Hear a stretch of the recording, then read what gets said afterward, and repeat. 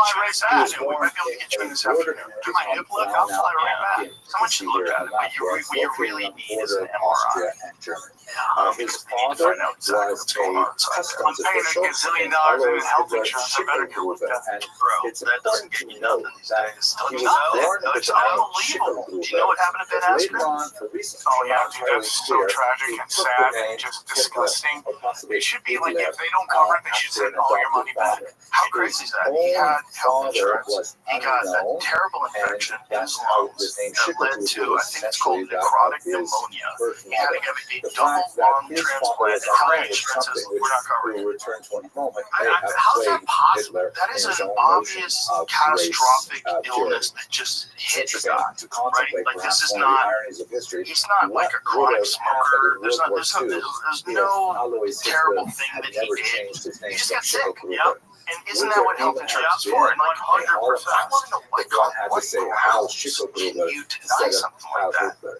But really more relevant to that alternative seems to history be like a than break to in modern the critical narrative. studies Like history. something like that. He It's, buried you can't and say, married oh, this person's space of responsible 3 for that. years. They did His something they weren't supposed to do last because wife of their was Clara insurance. Hitler, Like, this guy just here, gets set. Yeah, significantly 100%. younger And that's what that whole Hitler, Luigi thing was and, about. That company was Adolf using was AI to child. determine whether you He should be was covered or very not. close And to AI his doesn't have mother any and emotion very or can't far look at it from going, well, his maybe we should cover distant father, this. It's very who died analytical when he about was it. quite young. And that's why I guess he Hitler, was as you having can see problems here with from his this back. Just got class pissed off, photo, and that's what dated happens, about, man. when And Hitler was that whole thing approximately was 10 years weird old. too. Yeah, I heard he had Historians a screw loose too, to though. point His out friends the were rather saying that defiant there's like posture, a break, the like clasped something hands went and the wrong. slightly That might upraised be chin that would connected be to the surgery, by the way. indicative of You know, if all of a folks sudden who would you take get all kinds discs of fused in your photographs back and you're for in the rest of constant his pain, life. that can Nevertheless, did completely not stand change out the way from you his interface peers. with the We know world. that he had a very You know, like difficult Michael Bisping relationship had with his his father, neck fixed. and It he was didn't go well. He had to first get it from done his again. father Oh, and then so shortly much thereafter pain, by his brutal. mother. He couldn't do He decided anything. he He would could only pursue basically training lie in as an bed and then artist. go do his The UFC duties most and then go back respected and lie in bed. school Just for the study motherfuckers just of in art agony was and certainly keeping the it together. Vienna I say School keeping of it together, Art, but and some Hitler people don't tried keep it together when they're in repeatedly to pain all gain the time, man. admission to that Well, you know, a school, lot of people think but once you he get to was the hospital, you're rejected. safe, In right? fact, That's where the safe this place would is. And, loom you know, large medical in his own malpractice is one of the self-image. He leading would causes of death frequently out there. look It's a, back with you know, resentment on nothing's the an multiple exact rejections science, that he but received. yeah, they can mess up. My grandmother on my father's side just went in to get a back change, and she this never was left the really at the hospital. root of Hitler's She passed away. anti-Semitism, the notion that Yeah, a Jew had taken his I know place this at the lady Vienna who School of went Art, to get but a really kidney he was removed, good enough and they took to out the study wrong at the Vienna kidney. School of Art, but somehow he So had she been had one displaced by bad kidney Jews and one who good were kidney, and they took unfairly out her allowed bad kidney, access or to they the took school. out her good So kidney and left this her bad Sartre kidney. also wrote in Yeah, his and the famous doctor would not Réflexion sur la admit question juive, the if the doctor would not Jew admit. did not I mean, exist, it's the the whole anti-Semite thing would is invent him. fucking So for crazy. some, the idea But that's that medical Hitler's malpractice. anti-Semitism Yeah, was the born denial from this of need to insurance claims and explain stuff like that his is like the medical otherwise miracle is they simple did story of give him a inadequacy double lung transplant is a and aspirin large in the psychological library. theory. And Perhaps he's we'll trying to come back build to it himself later. back up. But And anyway, GoFundMe as an artist, which is his absolutely work has ridiculous been that we live in preserved to some America degree, and it's and you have to have your rather, friends and fans support you it's to have rather this like non-special in life-saving every way. surgery. Tend to I think a be big things chunk like of it was this, Jake Paul. floral Yeah, but then Jake Paul arrangements gave and him like $500,000. landscapes and things like that. But it's What just, is it's perhaps really more kind of crazy fascinating that are the the insurance is allowed to self-portraits not that we cover have, something like such as that. this one, Well, which did they have a shows him response? Is sitting there a alone response for on why a they didn't bridge cover with a that? little X over I'm his just head, trying. not It looks like certain it whether he seems added that insane. himself. I mean, unless But it there's looks a some little bit, if you can legal imagine, sort of loophole, like how could you not cover someone who just gets some crazy illness like that? Instagram You know, when posts Obama is was, really what he's doing and I gives you knew a little bit Obama of a was mindset like, into his thinking. not the guy I thought he was.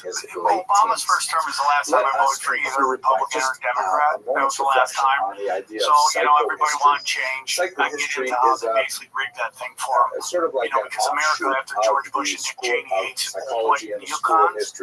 And then who do they have? Run against the slick, good-looking young black guy who nobody knew was a Bush at the time? Who they have? John McCain, who is the poster child or the mascot for the old white neocons, right? So they basically run everybody through Obama. And we're like, yeah, we're going to have change. And he was running on like everyone getting health care and all that stuff. And then so they have this giant debate in Washington about universal health coverage. And this dude gets on a plane and runs to Germany to give speeches and stuff like that during the debate on his major campaign, issues. And I'm like, oh, dude, this is just a giant setup.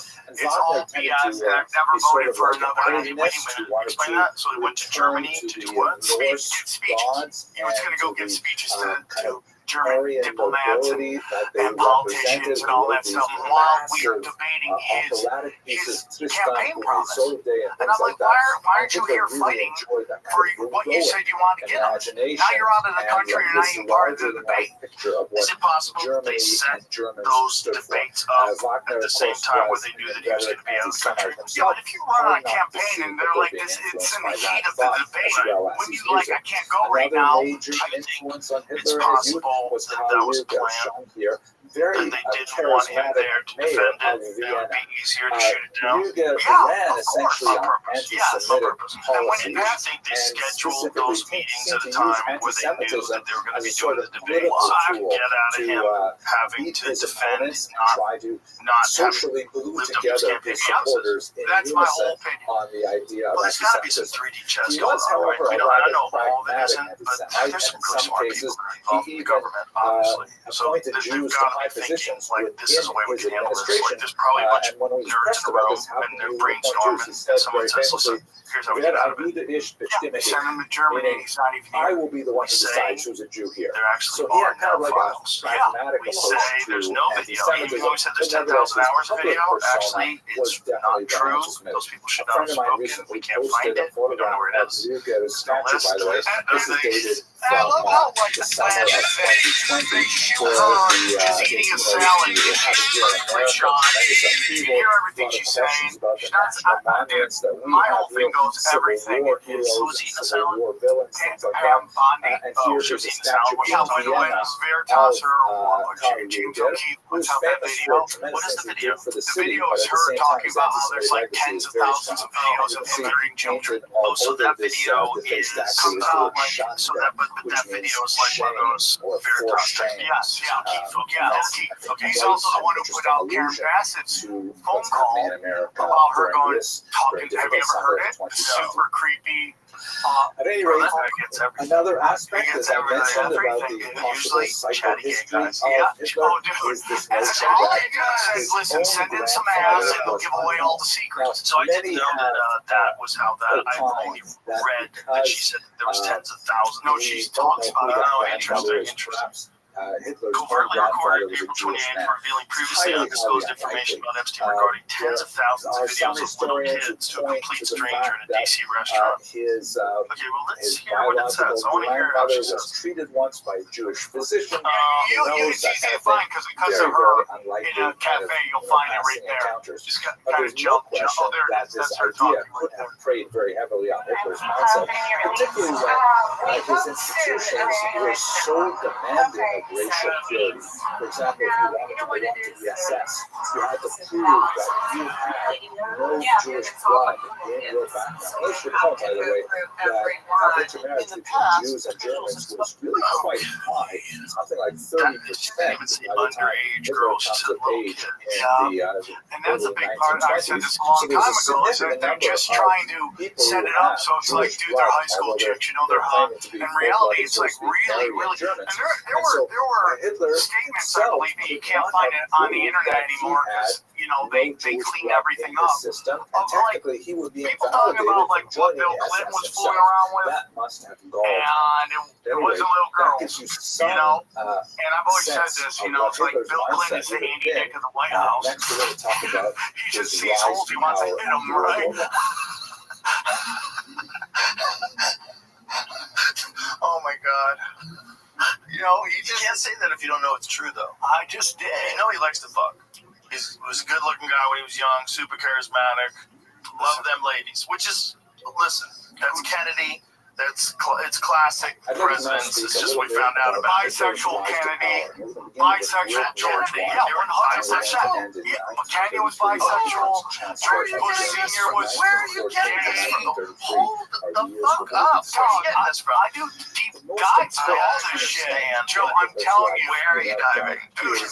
I'm telling you, the Finders. You remember the Finders? JFK bisexual. A viral tweet is reigniting speculation. And he's like, yeah, I mean, they're just, he was on speed. These are doctor queer history. I went to They're just horny ass people. Woodrow Wilson, they believe they blackmailed him through being gay. I mean, Obama stuff coming out right now. Bill Clinton. So let's think about that, right? We know that, like, the Spartans were gay, right? We know that they had sex with each other. Yeah, it was a big thing. It's part of, like, why they would go to battle so well, fighting for their Talk about the samurais. You know, back in the day about how they were all gay. Because you're gonna fight harder if you know that dude got some DSLs, right? You're gonna fight way harder. Don't kill Bill. He's the best in the bunker. Yeah, you're fighting for your lovers. Yeah, right. But it's also like there's a lot of ancient cultures that think of having sex with women just for procreation, but with boys for fun. That's Afghanistan. Exactly. And my friends that have been over there, that have served over there, one of my buddies, I don't know if he said this publicly, so maybe I shouldn't say his name, but just the stories he told me, I was like, what? Like, how, like, he was talking about how he saw this truck driver with his son. He thought, like, oh, that's cool, he takes his son to work with him. And the guy goes, that's not his son. Like, that's his toy.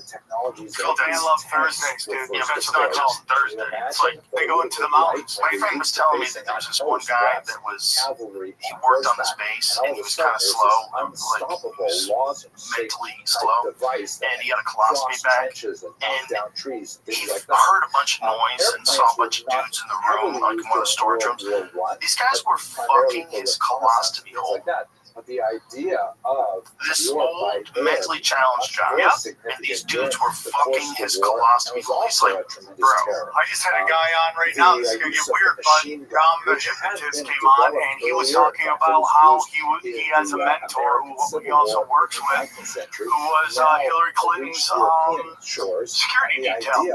And they were in Afghanistan. They saw a bunch of kids go in the room and never come out. That could cut down swaths of people rather than single shot that they like 3 in the morning. Years earlier, you have to pause. This is Bacha Baza, right? Yeah, this is the kids dancing and shit. Yeah, that's so sad. And they were told, like, don't interfere with the local customs. The idea of gas. This is yeah, but are you implying that they are dead? I'm implying that he never saw them come out. And the idea maybe of maybe there's another exit to the story. Yeah. Go to bed. Let them sleep. We gotta check out. Let them sleep. They'll figure it out. The creepiest idea about pedophilia is that there's people that know about it and cover it up because they don't want to get in trouble for having known about it. Like, this is a Sandusky thing, right? Yeah, you know, I mean, that's essentially what tanked Joe Paterno, right? Like, everybody really knew. Yeah, and they all let it go because they were winning football games, and then the Penn State's right back into title contention. But here's the thing, dude, over time, what they can blackmail you with changes. Like, way back in the day, if they thought you were cheating on your wife, they could blackmail you with that. But as culture grows and we start accepting more and more stuff, it's gotta get weirder and weirder. You know, back in the, you remember, I mean, we're around the same age. I mean, you remember when we were debating whether Boy George was gay or not, and they were like, there was like a real discussion on that. And he's like, no, dude, I pop puss, dude. How about George Michael? Same thing. He was so beautiful. There's no way he could be straight. His hair was so perfect. His voice was so amazing. That guy's just got to be super good. Have you seen the Minnesota Vikings male cheerleader? That is the shiniest dude I've ever seen. Show me this. Look, he's a male cheerleader. Shane was actually just talking about this. Shane was talking about this in the green room the other day. Yeah, he's shiny. Shiny? Oh my goodness. So shiny. Oh my goodness. Oh my goodness. Oh my goodness. Yeah, he's so, and you can see him like on Twitter. He's just like dancing around, and he's the shiniest dude I've ever seen. He's got a skirt. They wear the skirt. So yeah, there he is in the front row. Okay. Cheerleaders are useless anyways. There's really no purpose to them. They don't do anything for the game. Back in the day, like, how can we have hot chicks in football? It's a weird role, and I don't have a problem with it. Well, here's my opinion. Why would I care? Right? Like, here's the thing. If you're in those stadium of 16,000 people, I won't call like 70,000. You're in a football stadium. 1,000 people. in that How many gay guys? 10%. 10%. Probably 10%. Maybe a bunch of them are hiding. Yeah, maybe a bunch of them are closeted. But it's always kind of like 1 in 10, right? Closet gays. What's the problem with having one gay cheerleader for them? Here's my whole, what's a cheerleader for? There's always going to be the fight. What is the point of a cheerleader? Let's have an additional visual aspect to it. I like all the flips they do and all the jazz, and it's fun, it's choreographed, and when it's done well, it's entertaining. Yeah, I mean, Gary Gorman has a great bit about it, about what their purpose is, to like remind the players how important the play is, right? He's like, defense. Oh, dude, we gotta play defense, dude. It's an extra pageantry that adds to the experience. But why shouldn't a gay guy be doing it? Like, how homophobic are guys that are watching that? There's all these hot chicks, and instead they're caught, what's this fucking guy doing in this shorts? There's 16 other girls with perfect bodies you can be paying attention to while you're focused on the gay guy. Yeah, and they always complain about how much money they're making. I'm like, dude, you get to go to the game for free. You're on the field. It's like, you would have a great reality show. See how they accept it. And how many download players are staring at them, dude? Sure, that's my favorite player. Percent is 10%. Yeah, right. 10%. So here's my whole thing, dude. There's always going to be culture wars between the right and the left. I'm on nobody's side.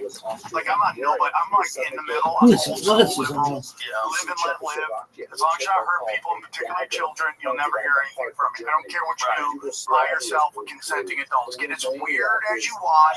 God gave us free will. Do whatever you want. Pick your path. But when you start to demonize certain people, you're setting up a market for blackmail. So when people can't be themselves and they're so afraid of people finding out who they really are, you're setting it up so people can manipulate them. And that's the story of Washington, D.C. Now, obviously, hurting children, there should never be a time when that's culturally acceptable. But that's why I tend to get so dark, is because we don't care if somebody's gay. It's like, at least I don't. There's people who think it's like, they just always want to do the thing. It's like you lead someone. Let's get as dark as we can. What's the darkest? Probably child sex. Oh yeah, 100%.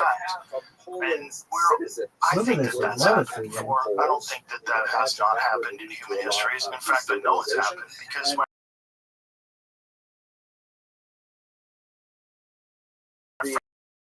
friend Shane.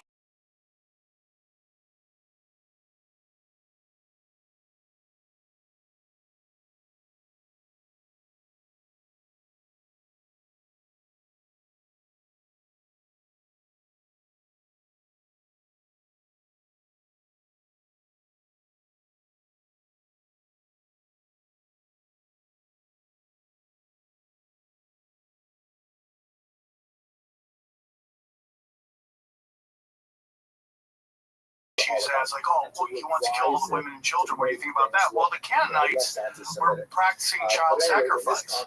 There's a reason why. Now, you can get into like the Bible language for the First Testament. Like, is it the language of the time, and they were a lot more blunt with it? But the Canaanites were sacrificing children.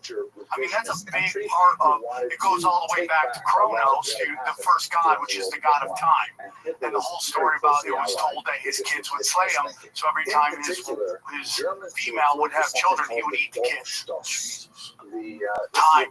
Black human savage. They get weird. I wonder how they're going to look at small details about some of the things that pharmaceutical drug companies have pushed through in the future and the impact it had on kids.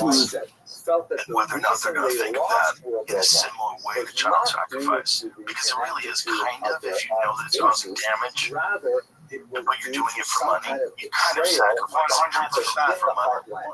How to stop India's superstitious killings and exile. What's this about now? Let's move. Human sacrifice, particularly that of minors, has been prevalent in many parts of India for a long time. More than 85 kids, all under 13, were ritualistically murdered in the country in the last 6 years per government data. Last year, there were 14 cases of parents or relatives sacrificing or attempting to sacrifice children on the advice of Assad to rule. Bro, that gets in the program. Crazy that was a part of history. Still happened. That's what I'm saying. Like that, still in 2025, people think sacrificing a child is the right move. That's what we need to do. You need to sacrifice a child. Well, that's the whole thing. Kids are the closest to God. Yeah. When you think about like things like that, like drugs that are pushed on kids, that's just for profit. Medications that kids are forced to take, that's just for profit. Things that are fucking them up with their.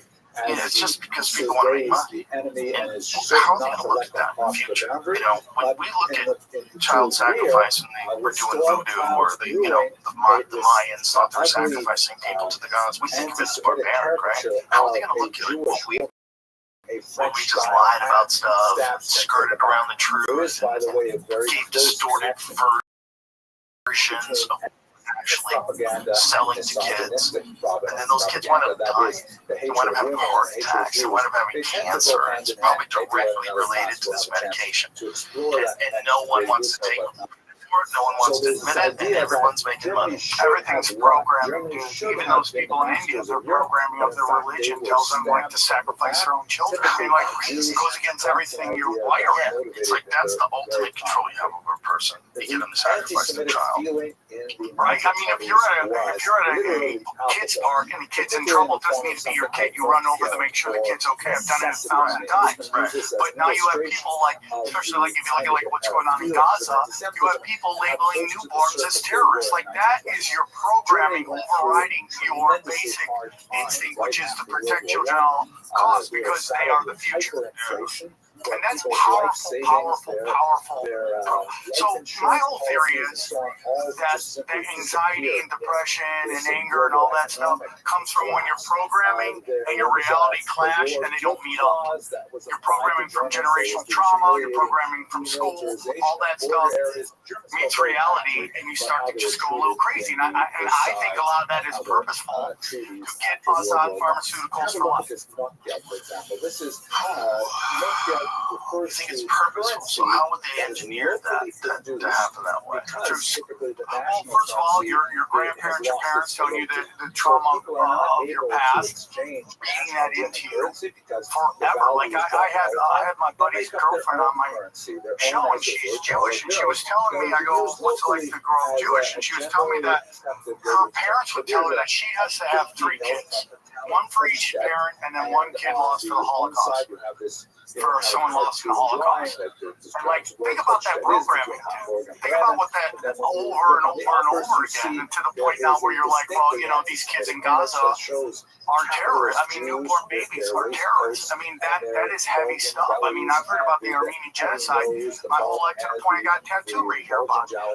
Like that is your programming. Then you go to school, and it's been infiltrated by all these cultural Marxists. And they're just pushing this thing to get you to hate your own country, hate the establishment, hate all this stuff. So you have this entire country where everybody's fighting with each other. And that's all done to cause, maximum chaos because people are easy to manipulate and control when they're in anxiety. They're going to make like this whole thing with like taking over Washington D.C. right now. Everyone acts like this has just started. This started way back with BLM. To fund the cops. This has always been the goal.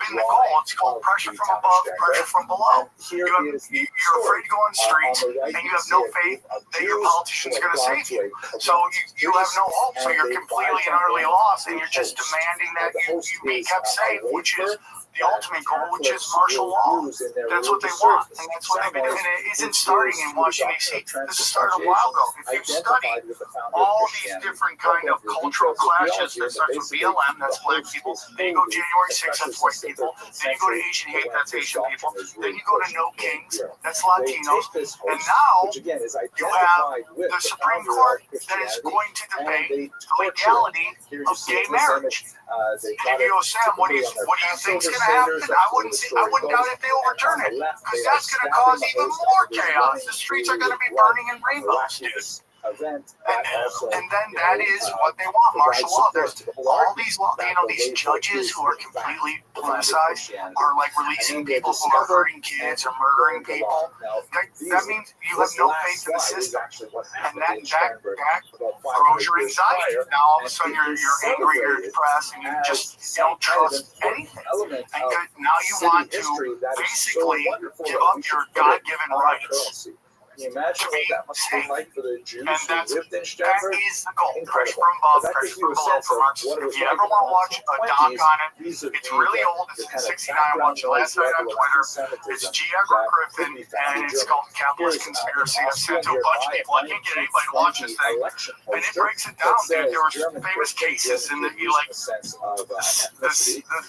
and 60s where kids were like radical communists on the campuses, and they said that something's going wrong here, and they broke off, and they testified for either Congress or Senate, and they basically said the goal is to basically bring in martial law. And these kids, who are all things are raging against the machine, they don't realize the machine is funding all of this stuff. It's like the No Kings. When the Latinos are really smart. Like, when Eddie and I do shows all the time, there's tons of Mexicans, tons of Latinos in the crowd. They get conspiracies. So when No Kings was happening in LA, there were like gang leaders who told their entire block, no way can go to these things. Because they all found out it was funded by a Walmart. Like, that's what always happens. The billionaires fund these kind of radical groups to sow chaos. Also because they don't want that kind of crackdown on illegal immigration. Like, there's a lot of people who don't want that kind of crackdown. Yeah, because they don't want to pay anything. Well, there's that, and they're already hiring people that are illegals, and they have them working in their factories and working in their businesses. And then there's also the dispute about SNAP, about cutting back on Medicaid SNAP, and like who do you have to pay benefits to, who do you not have to pay benefits to. That was one of the things that this guy was telling me about. Someone told him that he had a conversation with someone who said he's really upset they're stopping illegal immigration because it's a big part of what he uses for his business. And he was like open about it. He was saying that he does it because he doesn't have to pay them benefits. You can pay them less and you don't have to pay them benefits. Like, he was just saying it out loud. So that was part of the thing too of letting people into the country. There was like, you need more of a supply of people that are willing to do the construction jobs and the slaughterhouse jobs, like jobs that nobody wants to work in the slaughterhouse. That's hard. But I also hear them always say Americans don't want to do this job, and then my fat ass is going to fucking Wendy's at 11 p.m. and I'm ordering a chicken sandwich. The guy handed me the bag is 55 years old. I mean, Americans want to work. That's a whole psyop that they don't want to do some job. But those jobs are brutal backbreaking labor. Right? If you're picking vegetables, if you're you're working in a fucking slaughterhouse, dude, that's a brutal job. You're around rotten meat all day. Yeah, it's freezing cold. You're cutting things up. You're covered in blood. You're just around death all day long. Death is supposed to be something you occasionally see. Fucking is it this guy? Thank God for the deer. You're not supposed to see slaughter 24 hours a day. That's crazy. That's like not normal for a human being. And what's really weird is how, like, I've seen so much death in movies that when I see a dead person, which I think the first time I saw a dead person, I would be incredibly shocked. I remember I was driving home from Vegas with my dead girlfriend, and there was a giant car crash, like a giant car. I mean, it was nasty. She's like, don't get out of the car, and I'm like, I'm a hero. And I get out of the car to see if everything's okay. And this one car flipped. And there was somebody laying there, and the car was on top. And somebody ran over with a car jack to like get it up. I go, you're gonna look at something you're not ready to see right now. It's like, it's done. But what I was blown away by was how not affected by seeing that. But that's because it was the first time I'd seen it, like, outside of a funeral, I'd seen a dead body, like, it just had a violent ending. Why do you think you weren't affected? Because I think I've seen so many movies where I've just seen dead people that it just was like a movie to me. And I didn't have any reaction to it. when the first days I moved to LA, I've lived in LA since 98, 99. And like I was back there in the crazy days on Hollywood Boulevard where I was still thriving. And there was this weird store inside you could smell death. And I looked in and there was something laying down there. And again, not affected by it. I go, I think that's a dead body. And it's like, get out there, there's no dead body, go away. But it smelled like death.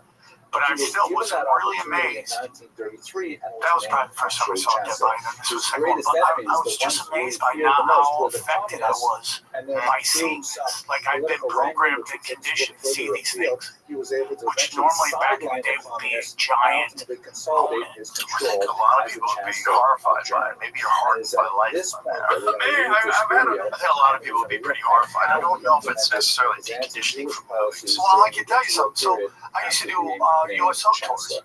And the first time I go, I think it was with Brian Callen this time. No, that wasn't my first one, but I do. Yeah, that was the first one. I do with Steve Byrne, Del Davidoff, and Brian Callen. And we had this very nice man who was showing us around. He was our kind of our leader of our tour. And he was telling me that in World War I, they found that the guys couldn't shoot the enemy because they didn't want to kill them. They didn't have it in them to kill another human being. So he says that's when you start to see in movies guns coming out and shooting people. It's programming. And that's when it got way easier to start shooting people. Now you got these video games where you're just going into somewhere and you're murking everybody. And movies. In movies and video games. Tons of movies, tons of video games.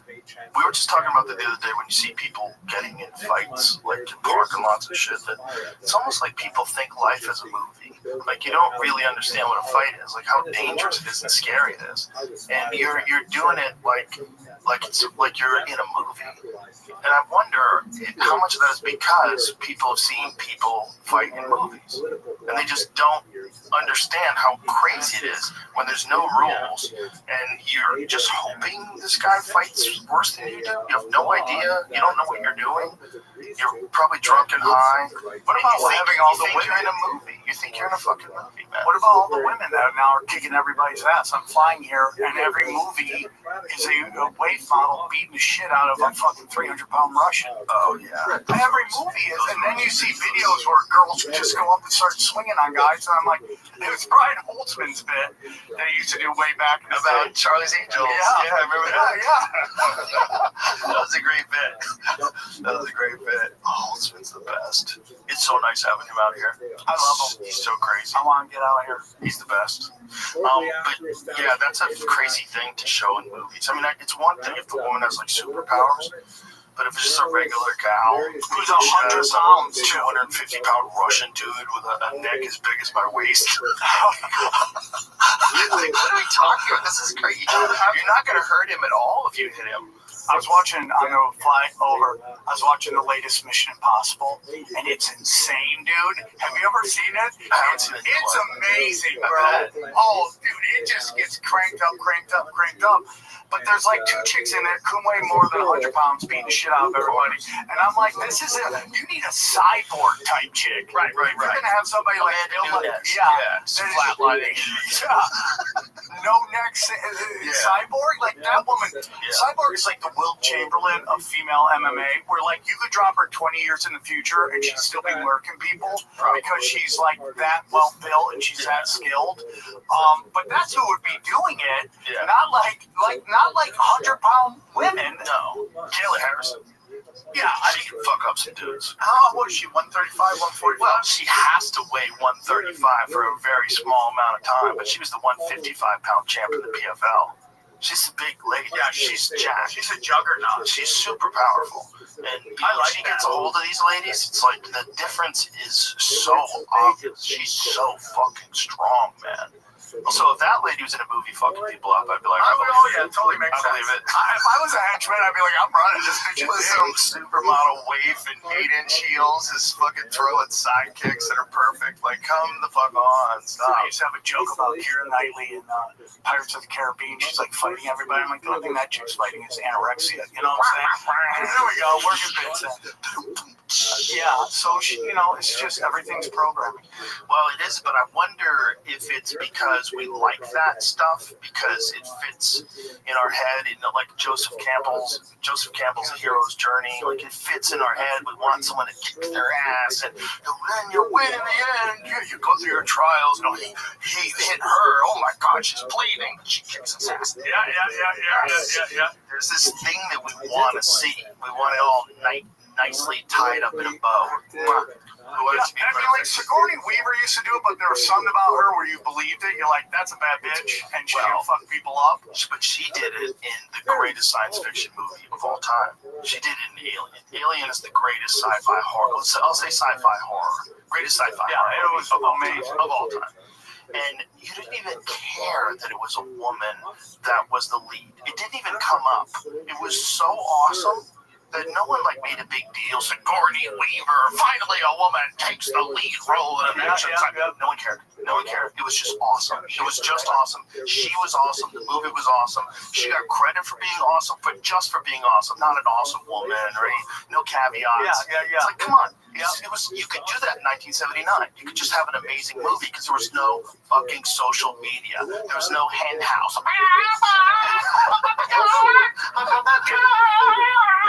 And you think that they make sense? They don't make any sense.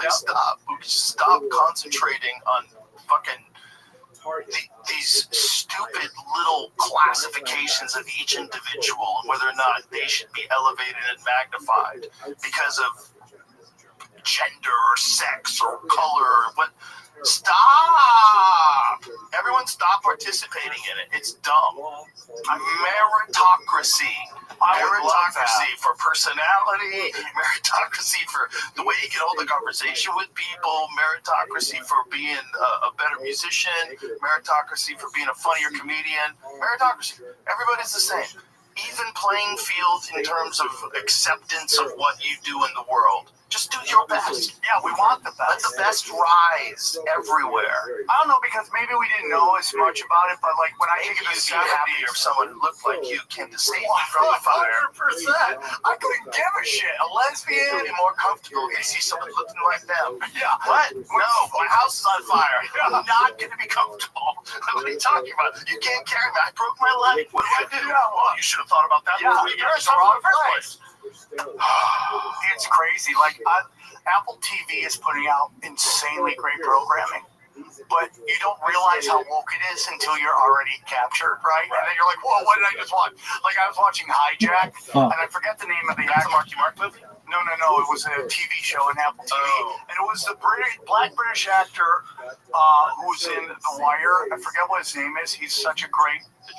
Yeah, he's phenomenal, right? He's awesome and everything. But I'm watching this show, and then about 5 episodes in, I realize this is a story of a black man who stops white hijackers from hijacking a Middle Eastern plane.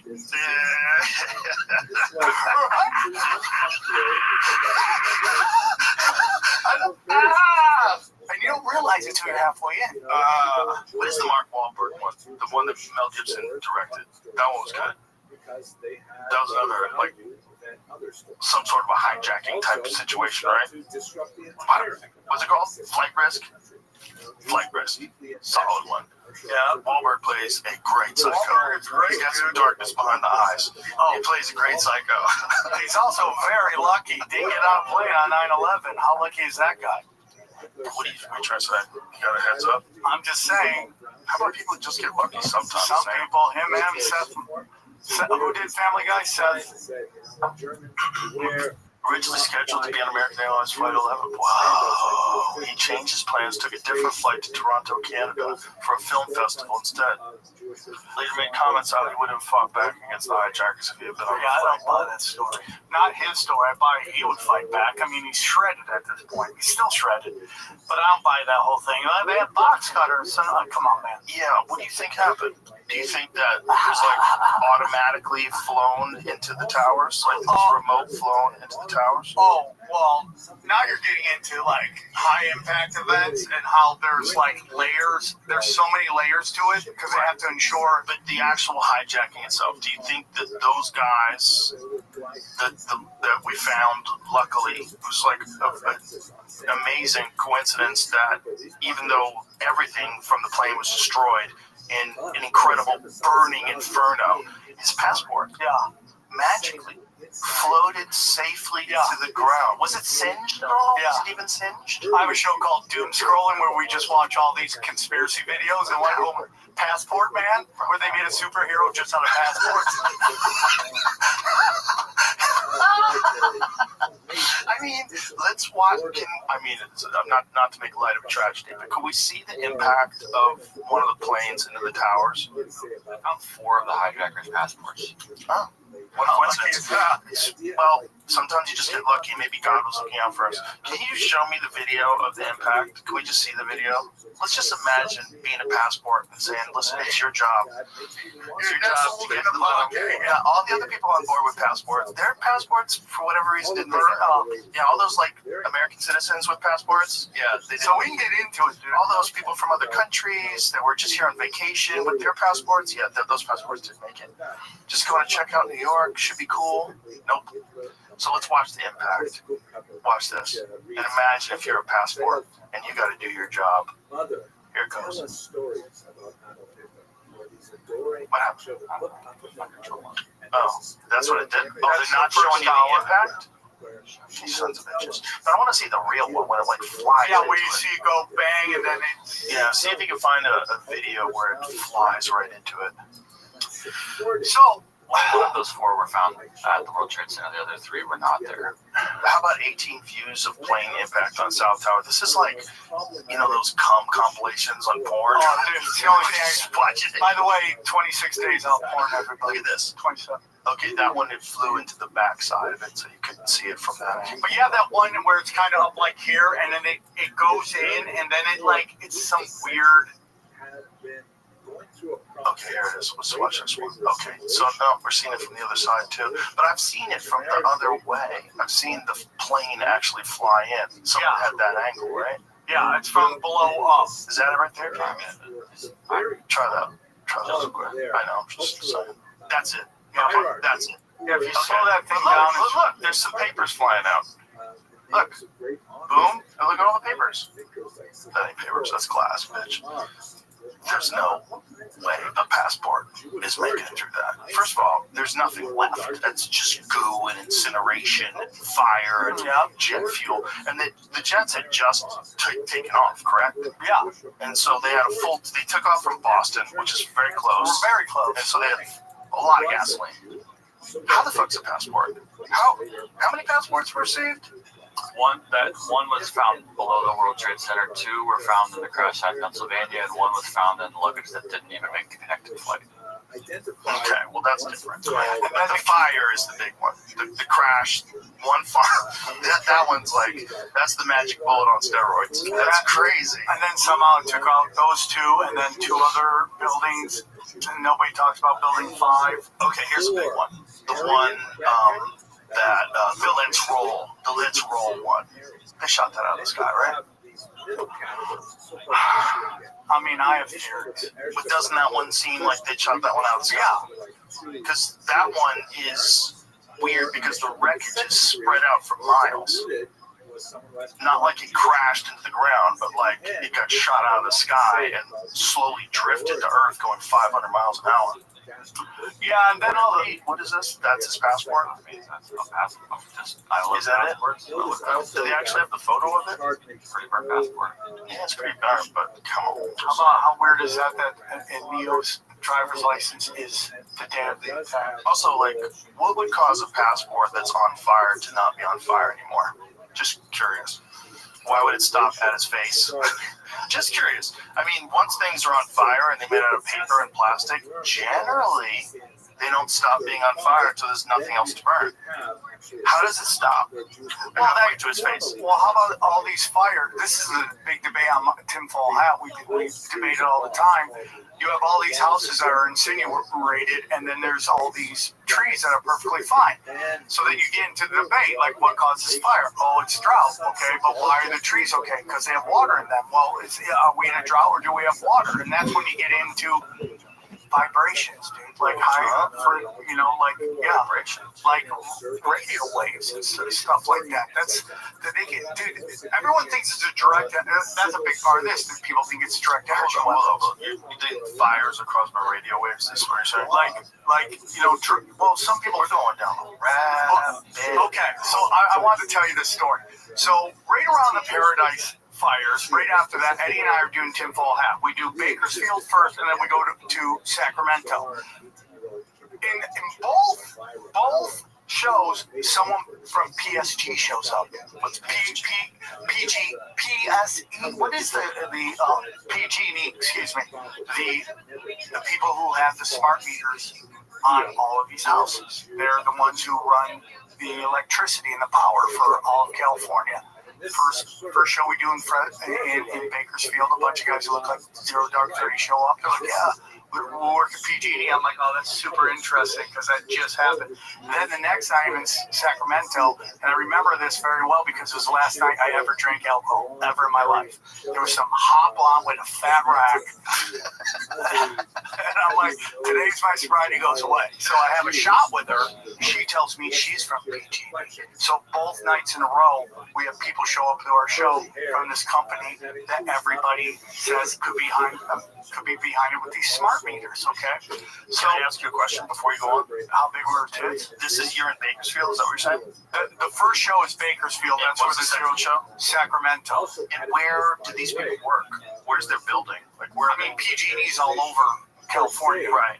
So they were at different offices. Both of those places, a lot of people don't go to, right? Like it's when people go, well, when we do a show in Bakersfield, back when I lived in LA, I'd be like, holy shit, someone came out here. Right. Like no one goes out there. Yeah. So I would imagine if you're at PG&E, you're stuck in some podunk fucking town. I mean, it's possible. It's very weird that 2 shows in 2 nights. I'm just saying it's super It's interesting. weird, but it's like those people that work for these organizations, they live probably just regular people living lives and they like the show. I like conspiracy. I know you do. I just like to put the brakes on something. The radio waves causing fires is going to be a problem. Okay, So Wednesday, Pacific Gas and Electric revealed to a federal judge that its utility equipment issues may have caused fires in some California counties, including Kern County. According to the court documents, May 30th and 31st, Bell Ridge Fire burned 53 acres after a power line fell, causing the grass to catch on fire. The documents also said that PG&E worker had identified a broken tie wire but was not fixed in time. So this is from 2019, right? So caused fires including Fresno, Mariposa, and Butte. Yeah. So I had somebody hit me up one time, and they were talking about how there's a weird percentage that insurance companies do on whether your house could catch on fire, right? Yeah. And fire insurance, stuff like that. It's brutal in California now. You can't get fire insurance. She was telling me that everyone on her block had like a really high rating except for her house. And I go, well, does your house have a smart meter on it? She goes, no. Yo, what's up, Greek Freak? How you living, little pork chop? Long time no speak. What's good? Right. So what's really interesting about the Sacramento show, besides the big Oh, that's fun. G&E person or whatever, is I'm outside on the balcony. Right? Slang it dick like it's going out of style. Just watching history lectures, some podcasts. Saw you guys were in here. Figured I'd say hello. So just checking in. All right, I may have to do that. All right, very well. How's Greek Freak doing? Greek Freak, you there? You jerking yourself off raw? Yeah, it could be. All right, little pork chop. I'll let you continue doing what you're doing. I just wanted to come in and say hello. Hope all your investments are doing well. These kinds of symbols that we saw in the United States with the Jim Crow period right up until the 1960s. Yo, little pork chop, I was just saying, I hope all your investments are doing well. You take it easy, okay, my friend? Peace. Obvious. Signage that specifically indicated that Jews were the outward must have had a phenomenal impact on people's thinking, both Jews and non-Jews. During the 1930s, it's not surprising there was a significant number of German Jews. Look at the period between 1933 and 1937, before Kristallnacht, you see that 130,000 Jews fled Germany. More than a quarter of the Jews of Germany fled. The real challenge, however, was not that they should flee, but where could they flee to? Most countries severely restricted their immigration policies, and this would already create severe constriction of the conduits for Jews to escape Nazi Germany. We'll explore that a little bit more later on in this course, but nevertheless, Jews had to have exit visas to get anywhere. So you have to pile on the natural inertia that makes it difficult for a person to leave his or her hometown, all of their connections with the community, their economic support, and so on, and take a risk of going to some far-off country. But if you add to that the fact that those countries are not willing to have them, to take them in, that must have been incredibly difficult for the German Jews to leave. And sadly, many of them who fled to closer regions in Europe simply did not flee. That's how we're going to split this up in the next video. Kristallnacht, which marks the interwar period, prepares us to discuss the lyrics. Second punch, bread and butter, and the famous days. The deviled egg. I feel like the deviled egg barbecue. You can see down at the bottom, there's peppers in the bottom of that jar. Punched up pepper and cheese. And like you said, you like the chips. Those are the chips. Slices of One of the most important dates in the history of the Holocaust is the 9th and 10th of November, 1938. This is also known as the November pogrom, or more popularly, Kristallnacht. Kristallnacht was a term that was actually coined by Joseph Goebbels, who wanted to try and create a kind of a positive spin, a heroic sound to this night of violence, or 2 nights of violence. And the term Kristall, of course, means a crystal or really broken glass in this context, the night of broken glass. This refers to the wide-scale looting and damaging of Jewish-owned stores in cities throughout Germany. Kristallnacht is remarkable for many reasons. So first off, it represents a dramatic escalation of state-sponsored attacks on the Jewish population as a whole, with literally hundreds of smaller attacks occurring throughout Germany and Austria as well. And it represents a dramatic escalation in terms of the violence of the attacks as well. The precise number of those killed is not certain, but it most likely is in the triple digits. There were also an unknown number of rapes, and certainly wide-scale damage of property, which is perhaps the most prominent feature of Kristallnacht, the destruction of synagogues, nearly 300 synagogues burned to the ground. There's also She goes, I live in paradise. I go, really? I go, what happened? She goes, I have to tell you the story. She goes, I was just chilling there, like on her porch or something like that, and she looked up, and she saw this, like, silver cigar thing in the sky, right? The silver cigar thing, and she said lights were going back and forth, and this is right before the fire, back and forth. And then she said suddenly the lights all just went, oh! And then there were fires everywhere. And I stopped thinking about this story a long time ago. Then suddenly videos now are popping up all over Twitter. You go to my Twitter, samtripoli.com. There's a video right now of a guy playing catch with his dog, and he throws the frisbee. And when the dog goes up to grab the frisbee, suddenly you see something just fly through the air that is a silver, like, cigar-looking thing. It's very clear. Okay, let me see this video, because there was a time where Eddie Bravo and I got way too high, and we thought that rods were flying through the air. We watched this documentary on rods. Do you remember rods? I know. Okay. You got into conspiracies a little later, son. I've always been a conspiracy. This was one of the dumb ones. This was a really dumb one. So there's these things that supposedly flew so fast through the sky that you could only see them in video footage. You couldn't see them with the naked eye. Turns out what it was bugs flying quickly close through where the lens is, and it's a video artifact. So it stretches these bugs out and makes them look like rods that are flying through the air. It's just because the video's not that good. So there's a show, I forget the show, something Finding Monsters or something like that on the History Channel, I believe. One of those shows. You know those shows? And they were trying to find out what rods were. So they set up cameras just so you try to see if they could capture them and film. And then they set up a super high speed camera in the same location. And they did it over like a little campfire so that bugs would be flying around. And I think it was campfire, whatever, some kind of light where bugs were flying around. And then they were filming it. And then on the high speed camera, you can clearly see it was bugs. But on the low speed camera, it looked like these long, things we never identified flying through the air, but it's just video artifacts. Okay, this thing slows it down. Doesn't look like a book. Let's see.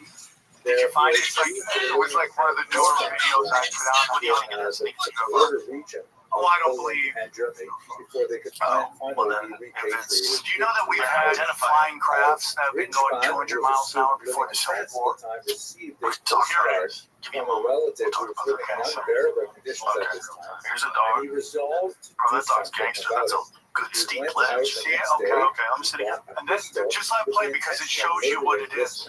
Johannes von Rothschild, who was the German ambassador to France. Grinchman made his way to the embassy That's a bug. and finding You himself think that's a unable to bug? contact Okay, it's gonna slow it down. I think it's a fast-moving bug. Von Rath, shown here, a minor consular official. Do you think that there's that thing behind it? Is that, here's the thing, is that the inability of the video to catch it? Because it doesn't seem like it. Because the video is catching it. He would later I don't know enough about high-speed filming every Monday or about what this is, the slow-mo filming. But nevertheless, he did it quite consciously as a The blurry shit behind it's weird. to demonstrate to Germany. You know, where it looks like it almost has like a jet coming out of the back. Goebbels, however, What do you think that is? part of it. Tremendous fervor. What do you think that is, Jim?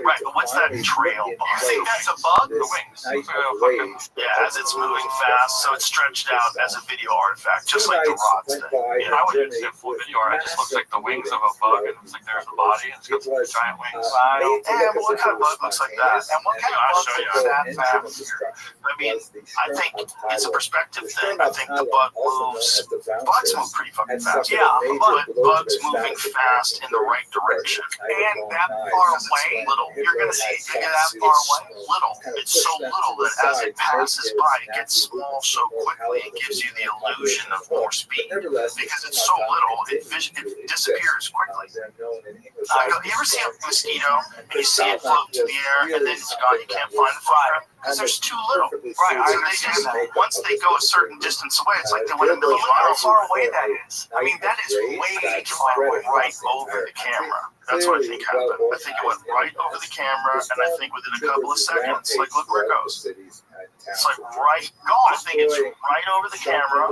in the right direction, and I think it only takes like, a millisecond for a fucking bug to do that. Let's see it again. Watch, here it goes. Stop it at its farthest Let's point. just don't stop it. There it goes. Again, the number It's of already gone. Jews killed is a matter of some debate.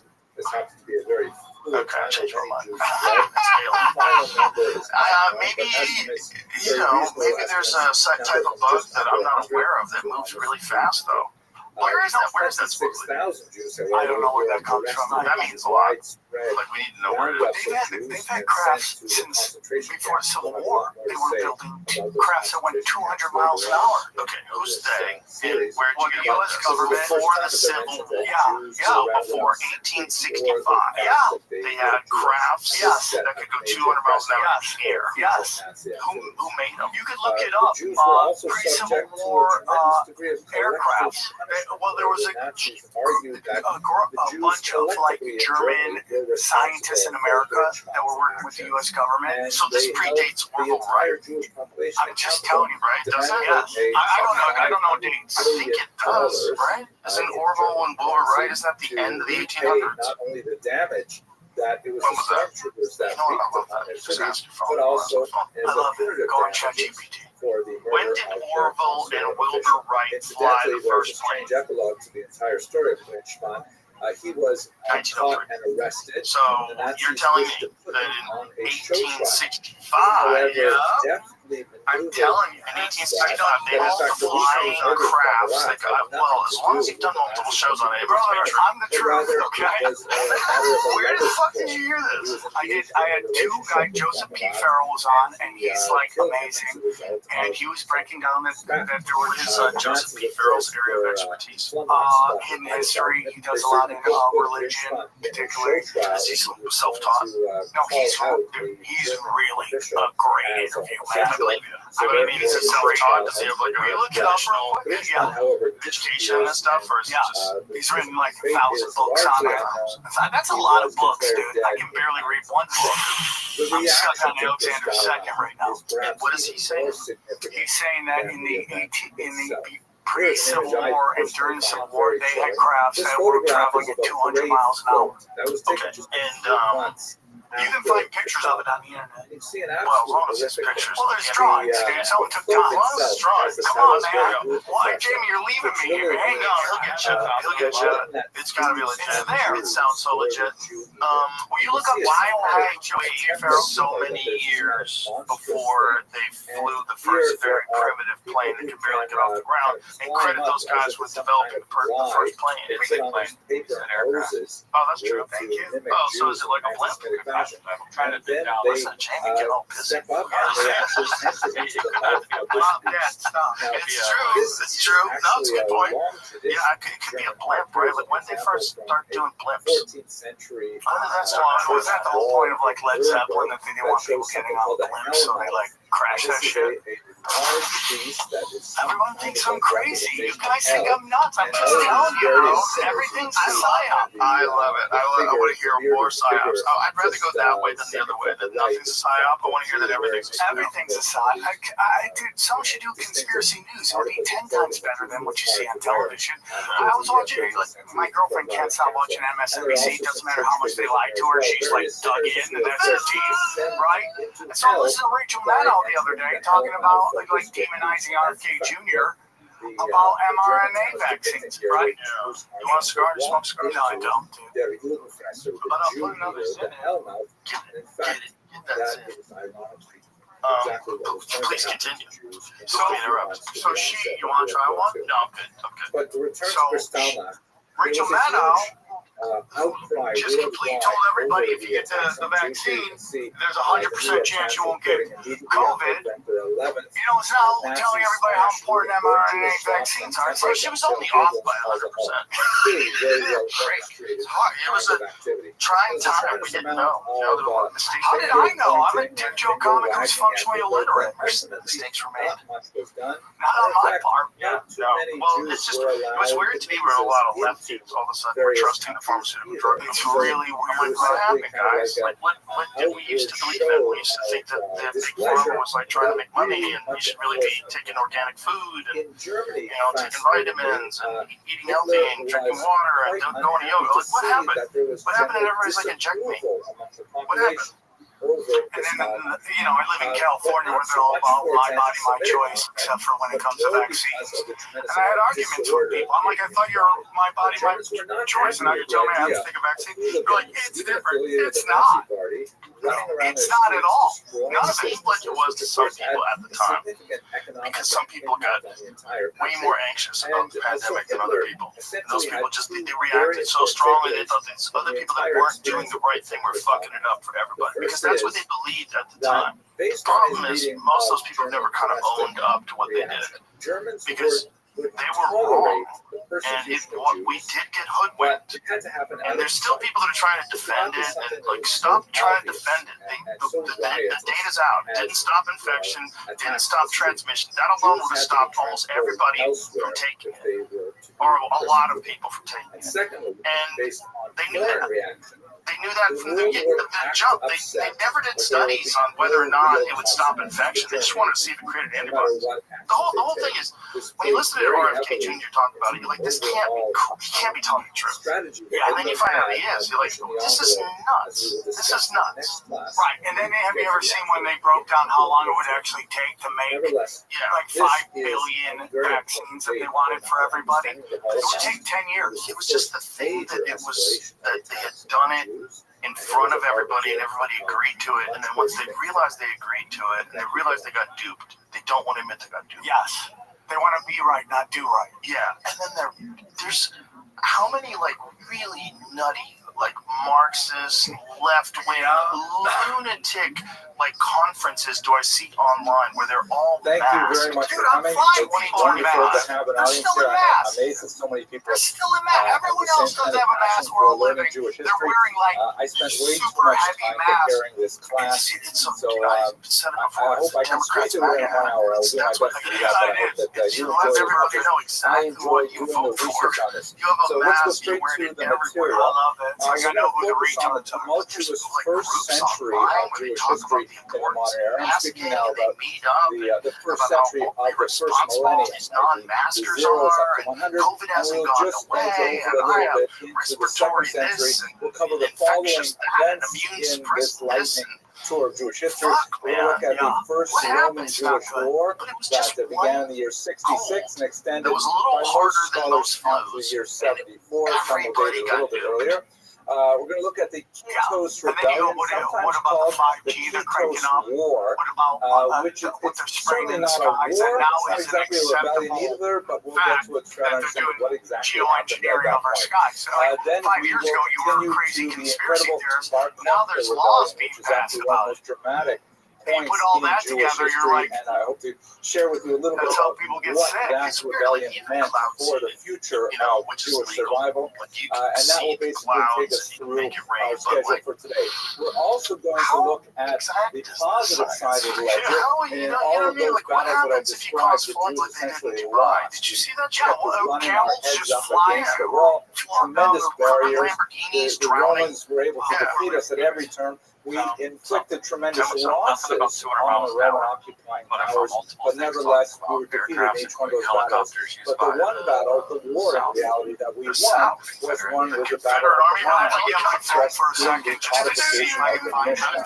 So we're going to look at They what had that exactly the Japanese Mishnah is and helicopter. how it provided for Jewish survival over the next centuries and in fact millennia. Who was saying this? I would like you to bear in mind some of the thought of this great historian, What's his name the again, Sam? phenomenal Salo Joseph B. Whitmire Garin, Who who is generally regarded as the greatest Jewish historian of the 20th century. He was a towering intellect with multiple languages at Yeah, his we talked disposal about and it. a It was phenomenal either him or grasp two of so episodes many later, they different talked cultures. about how it went He's a 200 very miles. difficult scholar to read. When you look at his massive 16-volume social and religious history of the Jews. Yo, what up? You really need a PhD How you to living? figure out what he's talking about. What's good, son? Isn't Lincoln another one they got rumors about? Yeah. Nolan. Yeah, like the fellow. Closeted dog. You cray. Or maybe like everybody did it back then. Yeah, that's what I'm Have a lot of thinking. heat back then. So they just fucked. The thing with the Lincoln stuff, they just said they were like Bring me, come over here, sleeping Bob. together It's in the cold. same bed. No, that's true. That's true. Like, you know, it's probably not that weird for us, but Back then, it was like you got excommunicated. But yeah, airships. They're calling them airships, is what they were And calling. then there's a certain like. so was that supposedly a thing where a person could get in? Oh yeah. So the boats with airbags is what I've been seeing. Other flying machines here. Okay, so what that looks like is like sails, right? Can you show me that thing again? Look at that, Sam. That's like sails, like a sailboat, But it's even but crazier attached than to a that. base. So do you just jump off a cliff with that? How do you get that bitch off the ground? One of them I had was describing, and I think it's in this. There was a traveling gas thing that went along with it, so I could keep refueling. Right here, see a mobile gas generator.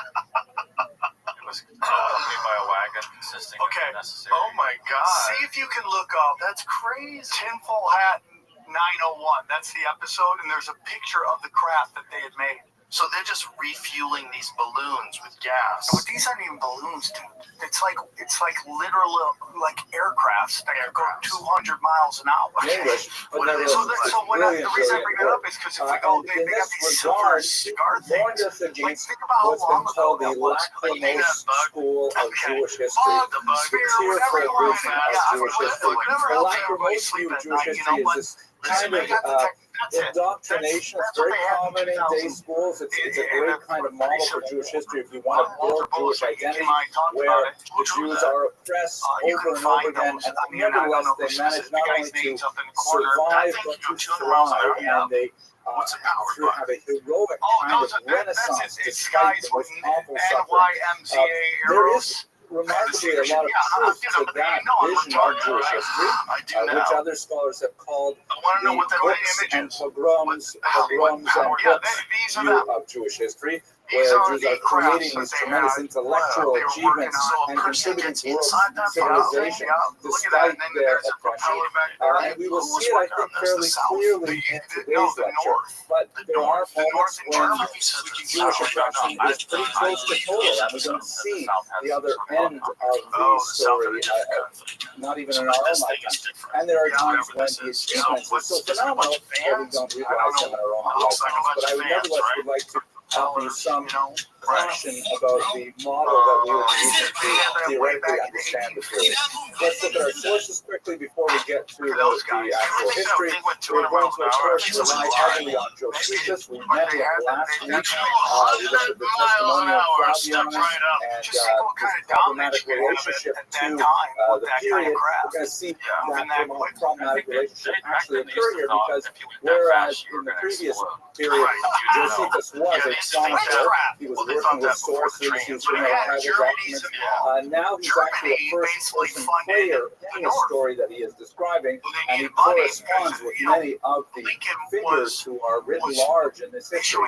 So he is a participant observer in the history that we'll be studying today. We will also be relying on some Roman historians like Dio Cassius, some church historians who will look at this period of history from a very different perspective and yet offer quite enlightening perspective on the material that we're studying. And we will be relying on the Talmud, which, although it is not a very reliable source for history, as we said before, because it's not trying to write history, it's trying to teach ethical, legal, theological concepts, and yet historical data is sometimes very useful for that purpose. So we will see the Talmud view on some of the passages in Jewish history we discussed today.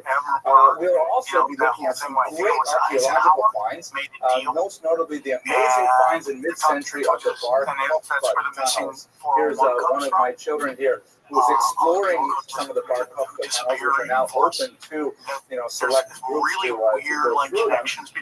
These are the tunnels that were dug by the rebels in the 2nd century to evade the Romans as they were mounting guerrilla attacks on them with tremendous efficacy. By the way, there's all these movies where all these people die this is sort of and everyone dying in the ocean, scary from going out there. So Like, I'm afraid of sharks. this summer. Like, I don't want to go out in the ocean, but what's going on in the ocean? We see stuff going out in the ocean all the time. An What's going example on of way the amazing down there? documents we get Well, from sharks the are real. Sharks are real. You should be scared of them. The ocean is unforgiving. for example, the And it's a archive, rational which is fear. a phenomenal trove Fear of the ocean is of very the much. most precious Jaws makes documents this thing in an boom right in your otherwise face, completely right? anonymous woman Probably whose before that, name nobody was was thinking about sharks. Tabata, Well, and you know, she Jaws was makes it hiding real out bad, with the right? rebels during the Bar Kokhba Barely go period, fast and because she they left something behind a anti-gravity precious, fuel called precious trove of documents that says so much about What? the And experience they had- of women they had from anti-gravity a gas in woman's World War perspective. Really I quite mean, amazing it's some document. yes, So these are the apparently kinds of things something we're going to this rely on guy today, and I You're visiting. the next 15 I love minutes or this so. woman. Okay. So Let's go right to our history. Where we left Oh, yeah, you hear me under we here. had just seen the death of Herod, and we took a few minutes to leap forward in time to look at early Christianity, the growth of this movement, and its impact on Jewish history in the first century. We will, of course, be coming back to this very significant movement over the centuries. But what about the political life in Israel after the death of this phenomenal leader who had such a major impact on the life of the region? So he had 3 sons, and he nominated one of them, Herod Archelaus, as his successor. However, once he died, the other 2 brothers were unsatisfied with this, and the Romans had actually dictated that the region should be divided into 3. You can see in this color-coded map. Archelaus was designated as the prime inheritor of Herod, but the Romans, of course, did not allow the Jewish foreign kings to designate the successors. They would have to choose themselves. So they gave Archelaus the major chunk of what would be later Israel, right? The regions of Judea and Samaria, Idumea, from the Mediterranean coast to the Jordan River. And they gave a second son, Herod Antipas, the Galil and the Perea, which is actually on the other side of the Jordan River, also considered part of Judea, this part. And then to the north, Herod Philip, Clifford, Alonso, the brothers were unsatisfied with his division, and so they all 3 of them went to Rome to complain to get a better deal for themselves.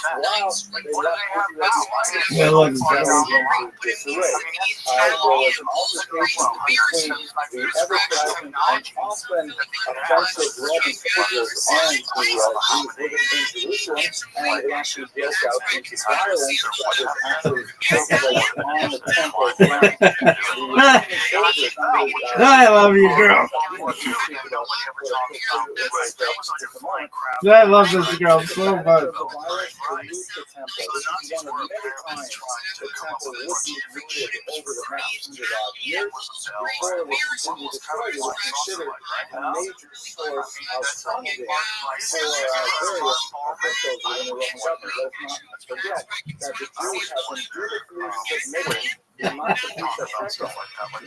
I love this woman.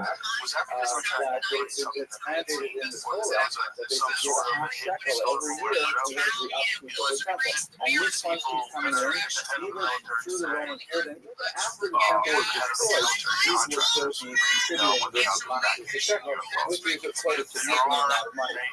After the temple was destroyed, of course, one of the punitive measures that the Romans would take is to say that you still have to contribute this amount to the shekel, this but it is not going to be applied to the upkeep of the temple, which we have destroyed.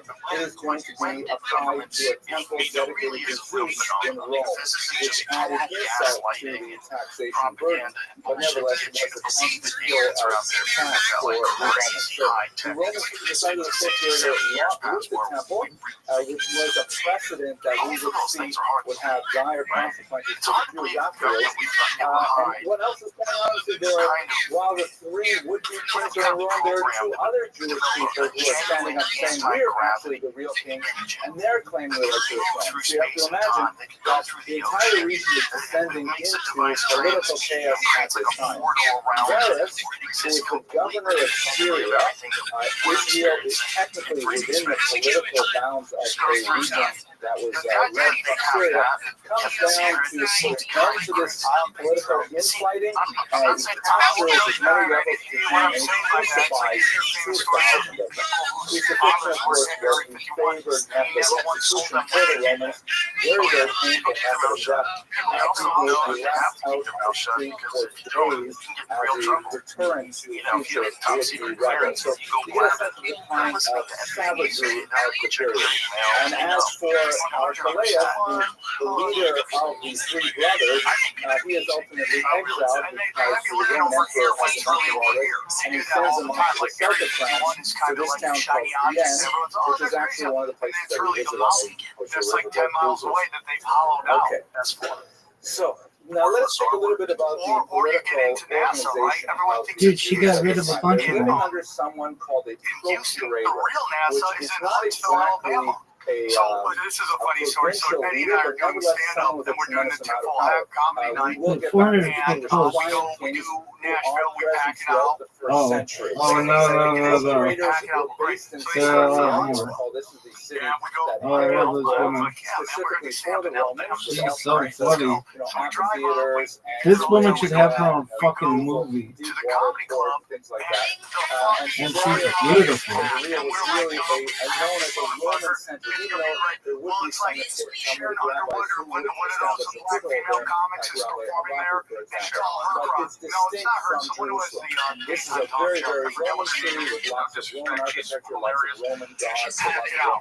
It's her crowd. So The she runs. term She shows like procurator and all of a sudden, replaced a term that had been used up until the middle and of our the crowd century, comes in and it's which full is of people. prefect, And I'm like, oh, sometimes fuck. called the I AE, just the look up there like, English spelling, or it's just with the E as you spell in and he's America. going, I know we're in trouble because Sam's always positive about it. And he just can't stop yelling fuck.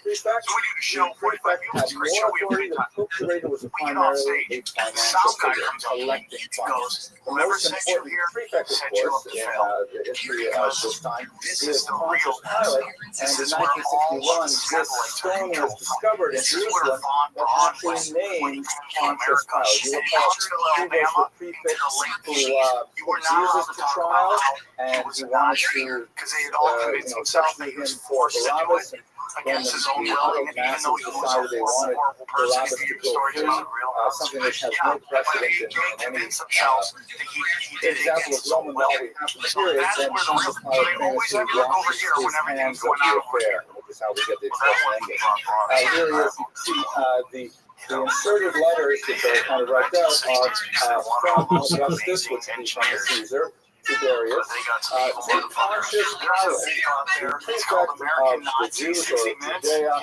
This is dedicated. This is kind of like the first sure plaque in history. I thought that was funny, but I didn't hear that much. Okay, so we, it really is, it really is not theological.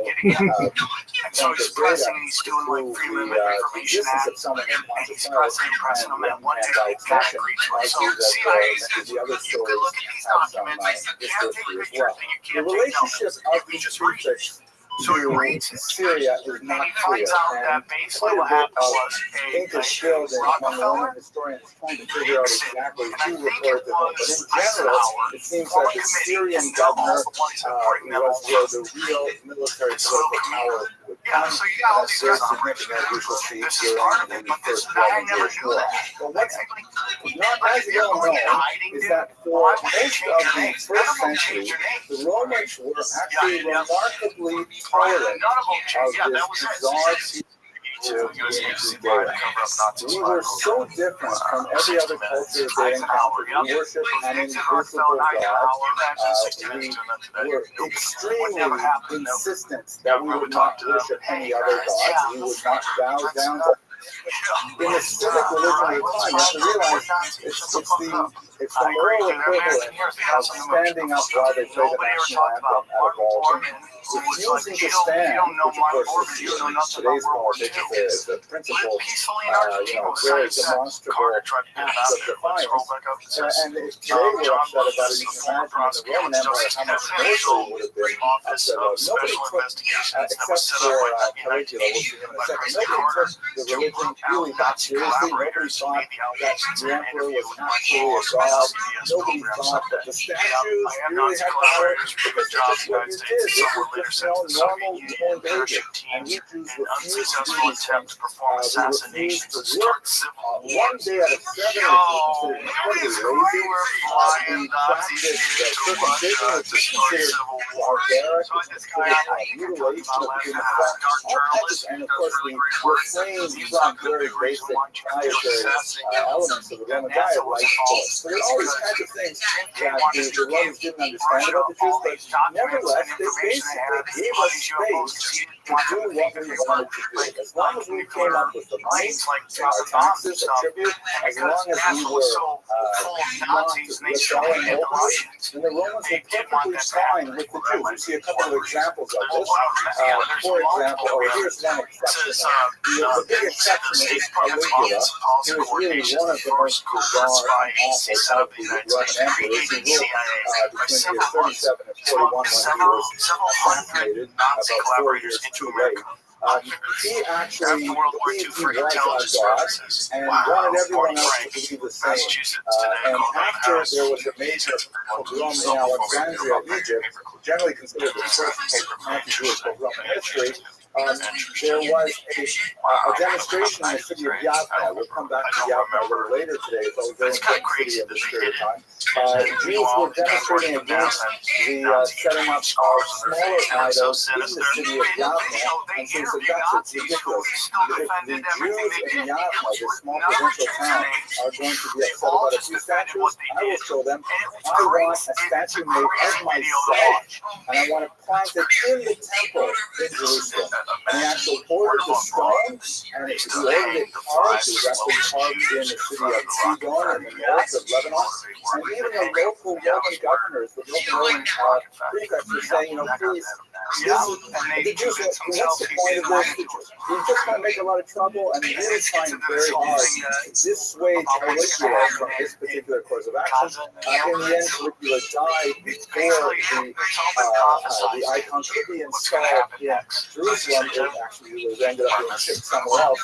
But this is one of the major exceptions to the general rule that until the 60s, the Romans were generally fairly tolerant of Jewish idiosyncrasies. Other examples, if a Jew was called to court in a Roman court of law, they were exempted from attending on Shabbos.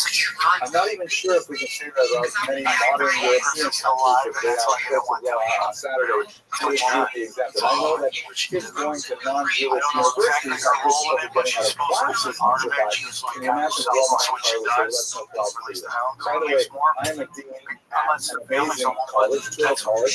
We have let's complain about anti-Semitism right on campus. We have precisely 0 incidents of anti-Semitism on campus in Brooklyn. This is where we stood.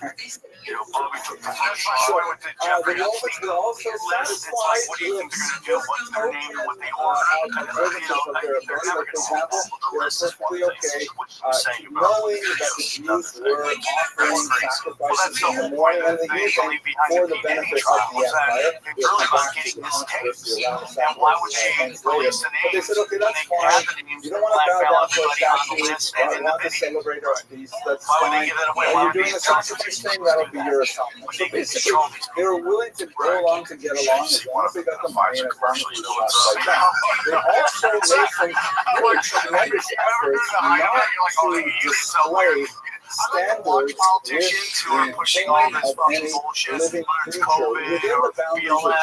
This didn't apply to the rest of Judea, but they were very sensitive in general not to walk into Jerusalem, let's say, with military banners that had an eagle eye, things like that. They had instructions, depending on which emperor was in charge, which procurator was in power at the time. By and large, for much of the first century, they were really pretty good about these kinds of things, because Jews at the time were very, very particular about the graven image, which of course relates to the second commandment, which says you shall not make such graven images. And the interpretation that was common then was literally no images of cows, fish, people, anything. And so these things were good. So for the most part, they were not terribly awful as oppressors go.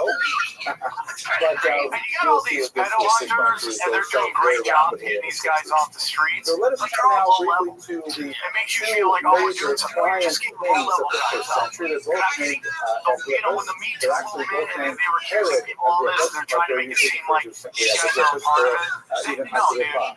Agrippas was first. This is a coin minted by Agrippas the first. He ruled in Israel between years 37 and 41. You can see this is actually a plutarch. This is a copper coin. It is the smallest denomination of currency in the Mishnaic and Talmudic period. This is the minimum, it's about the size of a dime in real life. This is the minimum amount of money that it takes to do a transaction or an agreement. Famously, in the Catholic tradition, this is what it takes to get married. Unmarried is considerably more expensive, I understand. But you can see that on the left it says indeed layers, and there is a parasol, which I think is kind of like a symbol of protection, of shade, something like that. And on the right are sheaves of wheat, which are symbolic of plenty, harvest, and so on. So Agrippa was an unusual figure. He was raised in Rome from the age of 6. You see this quite often with minor royalty, where they are raised in a kind of hostage environment in the city in order to learn the values of Rome, which he, of course, absorbed quite heavily. He was somewhat of a disciplined character. He was frequently in debt, and he was moving from place to place, borrowing money, essentially against his family name. And at one point, he was so impoverished, so heavily in debt, according to Josephus, he actually contemplated suicide.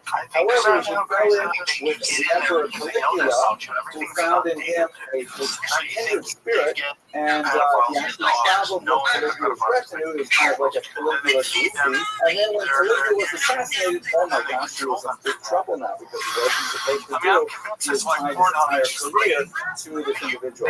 He makes his way to Israel, and he becomes something of a God-figure. He actually becomes much more interested in Pharisaic Judaism, that is the traditional rabbinic Judaism of the great rabbis that later formed the basis of the Judaism we know today. And the rabbis actually express some of their admiration for his support of Pharisaic ideals. For example, this famous passage of Sotah, where Agrippa the king is given Maria within a particular context, and he's called up to read the Torah. And as he's reading the Torah, he begins to cry, because he reads the verse, "You may not appoint a foreigner over you." And he, of course, is from Herod, his grandfather, and Herod was Nazarene, and so he feels, as much as I like these people, as much as I like to be appointed over them, I can never do those, as the Torah says. And as he's crying, the entire nation said to him, "Fear not, Agrippa, you are our brother, you are our brother."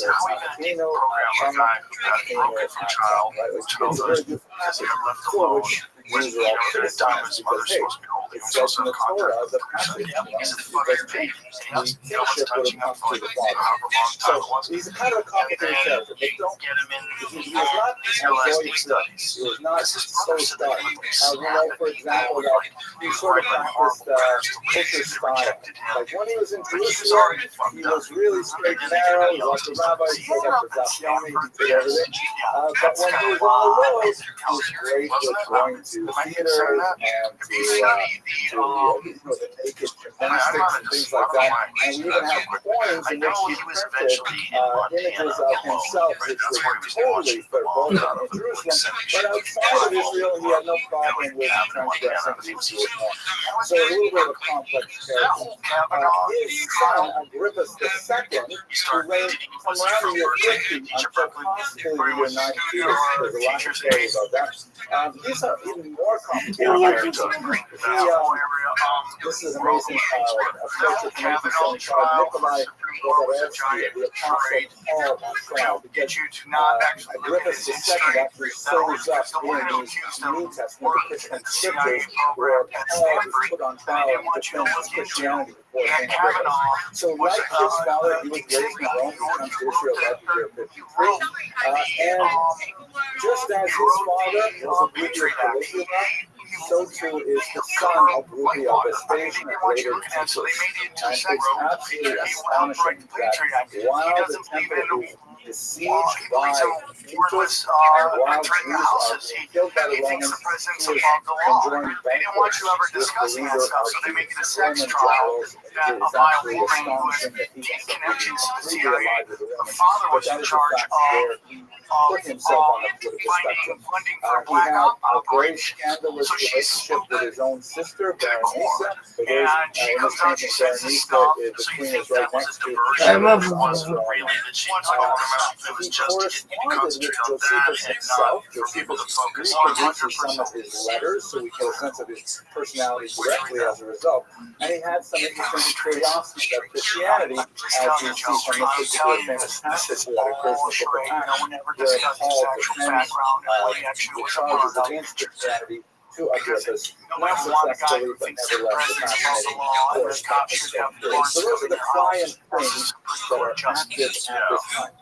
Let us Oh, now I turn to this the guy war did some itself memes and for try to he understand the journaled roots about it. of Who this first journals? Roman I know Jewish one war guy that that's ended in journaled such in my life. disaster, so much My so buddy Tony that does we it. Nobody commemorate else it has every ever year journaled. with And so it's easily the refuted, but it's you know, GSU the movement, war everyone's paying lasts from attention about to it. 56 to All about the these year like female comics in 74. LA are And commenting what's on going it. on is it begins in the north, where there are many people who are upset with Roman rule.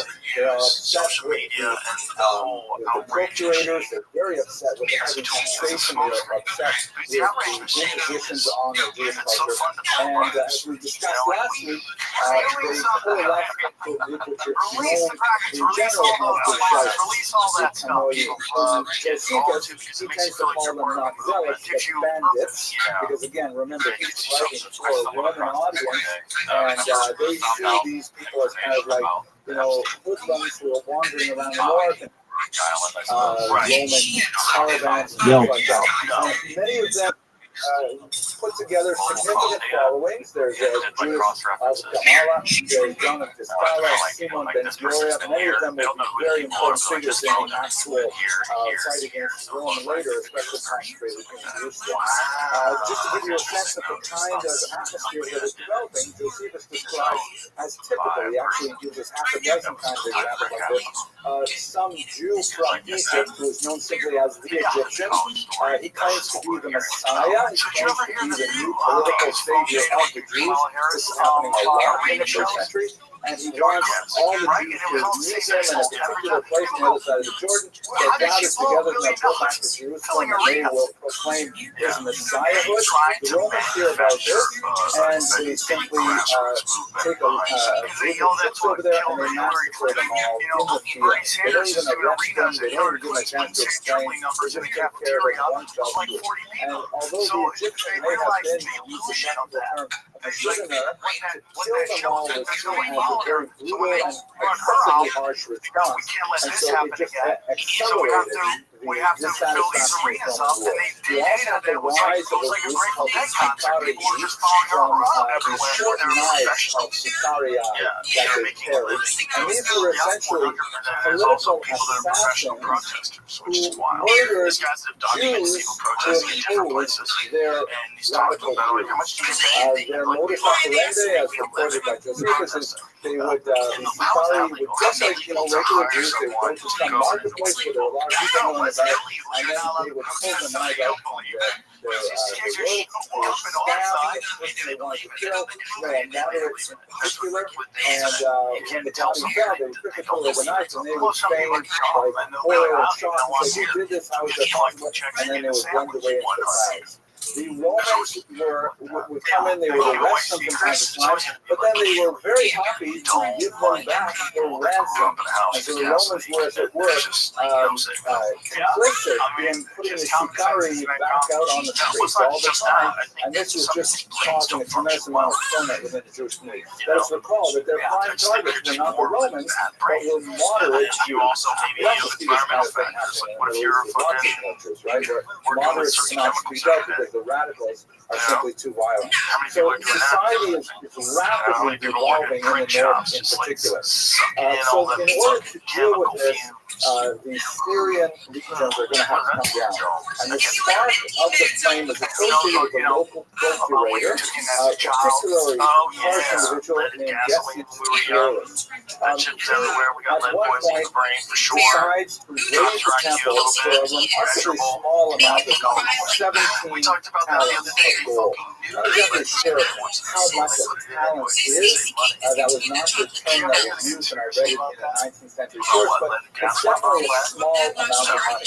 He goes in, he takes the money from the temple, and the Jews of Jerusalem are upset, of course, because the temple has been raided, but even worse, they mock the procurator by passing around baskets, asking for collection for the poor procurator that is so broke that he has to actually sack the temple for 17 talents. Jesse explores the Celtic, he comes back, he attacks the Jews for making fun of him, and crucifies even those who would have Roman citizenship, not simply the rabble, but even common individuals. This is in the summer of 66. Jerusalem is very upset, they fight back, and Flores, because he doesn't have quite enough troops, Yo, dog.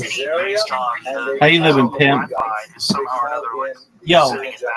It is at this point, but Yo, can you hear me? Nolan Lost, how you living? Dog, do you talk? It's cool if you don't. We're just watching Jewish history lectures. Hope you're having a wonderful day.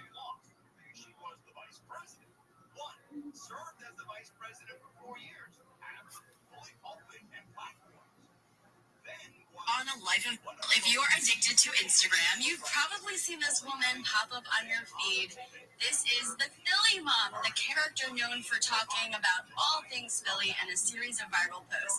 And now she's teaming up with Visit Philadelphia to spotlight the city. by the way, where we have the intersection of the accounts provided in Josephus and Roman historians with the accounts provided in the Talmud.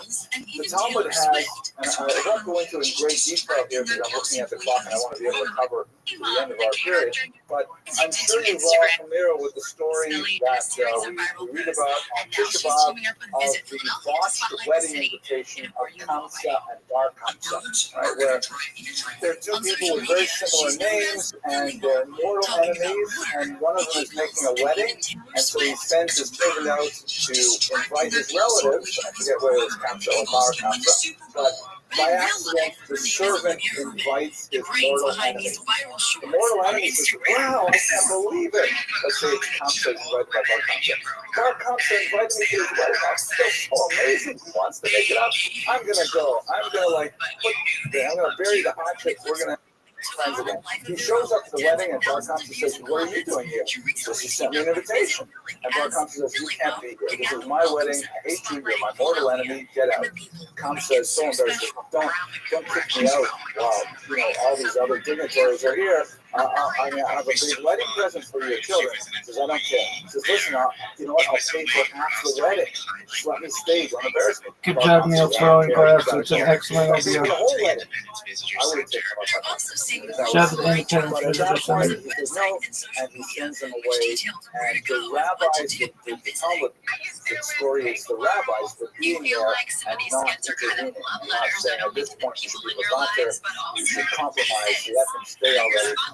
Anyways, he goes off, and at that point he picks up a plot that in the Talmudic version he submits a intentionally defiled animal to be sacrificed. And the rabbis are discussing what should we do about this animal, which is to be sacrificed on behalf of the Roman emperor.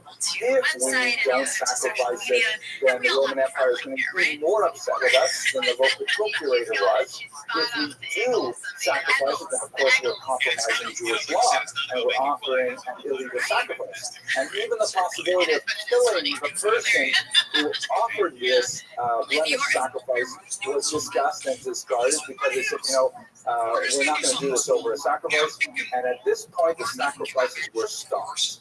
And by not offering that sacrifice, the reverberations are felt throughout the Roman Empire as well, because this was like a tremendous chutzpah, a tremendous slap in the face of the Romans, that the Jews will no longer even, as we do even upstairs in the synagogue on Saturday mornings, we always read a prayer for the government, right? It's actually mandated in the Mishnah that we have to pray for the welfare of the government. It's just making a point of statement of saying, you know what? This government we're not going to pray for. And so this is where the story in the Talmud, the story of Josephus intersect. Cestius Gallus, he brings down a legion and some associated troops, perhaps 6,000 battle-hardened soldiers. He brings them down to teach the Jews a lesson. He marches straight through the south. He goes to Jerusalem, and he burns a few of the suburbs of Jerusalem, but for reasons which are not entirely clear, when he can't get into Jerusalem on the first attempt, he mysteriously retreats. Josephus cannot explain exactly why he retreated, but on the way back, he is attacked at the Bet Horon Pass. I just go backwards here. You can see this is a drawing of Bet Horon. There is a fairly narrow pass from a higher elevation to a lower elevation, and there's a valley which is quite exposed. As they are coming through this fairly narrow pass, that's when the rebels attack, and they completely destroy the legion. Cestius Gallus, the leader, the governor of Syria, he manages to escape with his life, but he's completely humiliated because he went there with 6,000 soldiers, and he's coming back just with the ragtag elements of the original force.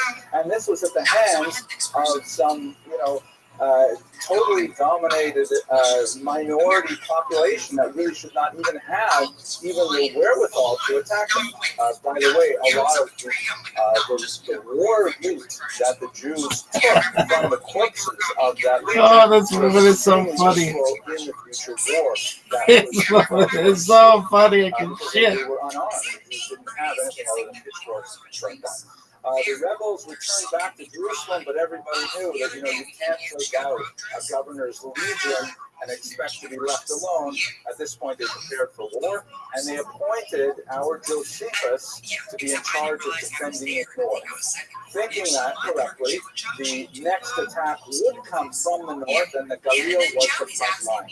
So Josephus marches up there to be, although he has, as he describes, a lot of hesitations about the cause because he really likes the Romans. Don't forget, he's writing for the Romans, but he decides to pick up the cause, and he happens to be an extremely brilliant general, the most effective general of his time, and we know this because Josephus tells us just how great he was. At any rate, what happens is the Emperor Nero says, I can't believe those Jews destroyed an entire legion. That's incredible. We have to send, we're not sending Cestius Gallus back there because obviously he doesn't know what he's doing. We're going to send a much more well-trained general, Vespasian, shown here in this picture. Vespasian is tasked with the charge of going back to Israel and destroying the rebel movement. And he will invite his son, Titus. Oh, fuck, that's so funny. And unlike Cestius Gallus, he takes a very methodical approach. He's not in a rush. He realizes that this woman is so funny. Jerusalem is going to be long and hard. It's circled by 3 walls. There's a sharp valley, and there's the most important area of attack. And he's going to wear them down. He's not in a rush to attack Jerusalem, but he mops up the rest of Israel fairly quickly. In particular, at the Battle of Yotapata, or Yotpat, which is in the north, where Josephus was active, they besieged the Jews there. Josephus describes, he really does sound like a pretty brilliant general. Like, for example, to try to make the Romans think that they have no problems, they have lots of supplies inside the fortress of Yotpat. They have plenty of water, and they don't. They're dying of thirst. He has the soldiers soak some of their laundry in the precious while they have left and hang dripping wet laundry on the outside walls, as if to say, we've got so much water here, we're wasting it by washing your clothes like this. in order to convince Vespasian that he was saying this for a long, long time. And many other such devices that Josephus, in his very fertile imagination, provides for his readers. But ultimately, York's fact is forced to fall under Vespasian's might, and Josephus finds himself alone with about 40 other soldiers, and they all agree to enter into a suicide pact. They are not going to surrender to the Romans. Josephus does not really want to participate in the suicide pact, so he comes up with this idea. I have a better idea. How about we all draw straws, and the person who draws the shortest straw will kill everyone else. It's a hard thing to kill yourself. Let's put one person in charge of it. And then after they're all dead, then he'll kill himself. And of course, he draws the shortest straw. Isn't it amazing? Right? His idea, he's holding the straws. He managed to draw the shortest straw, kills all the others. Oh, this is so funny. Philadelphia is such a great city. And that Vespasian puts him in chains.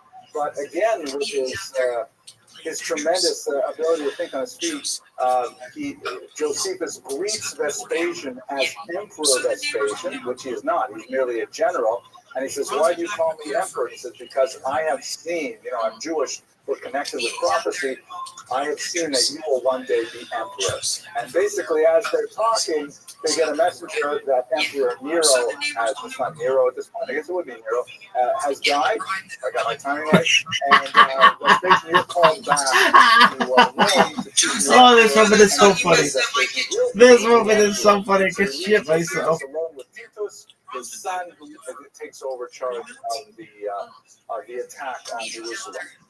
This is, by the way, the monument at the city of Jotapata to Josephus and to the fighters there in this first battle 2,000 years ago. Now, the attack turns to Jerusalem, and it is really awful. It is something that deserves a lot more meditation than we have time for today, but it's really something to explore on Tishbak. The rebels in Jerusalem show phenomenal ingenuity and remarkable bravery and hold off the Romans in an incredible manner. In fact, at one point, when the Romans were encamped on Har HaTzofim, on Mount Scopus, the Jews actually mounted a surprise attack and really destroy a legion while it's besieging them. It's a really incredible thing. They do things like when the Romans build these siege engines to bring them up close to the walls, the Jews tunnel underneath the road, and they put in lots of wood, and then when the big heavy engines are coming along the roads, they set the wood on fire, collapsing the tunnels underneath and destroying the siege engines. Some amazingly ingenious kind of devices are used to try to hold off the inevitable. But what is also true is they have a stunning inability to get along.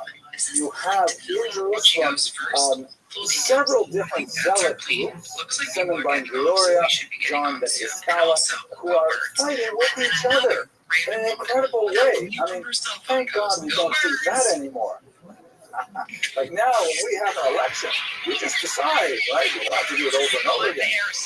But they even descend to such terrible depths in an attempt to try and weaken their rival Jewish zealot group, to actually burn their own grain stores to try and weaken the reserves of their rivals. And of course, this weakens the entire population living in Jerusalem. And we've already spoken about the moderates in Jerusalem who want to have none of this. I think the Phillies made this woman like this Philly fanatic. Really amazing warriors with tremendous strategy and tactics.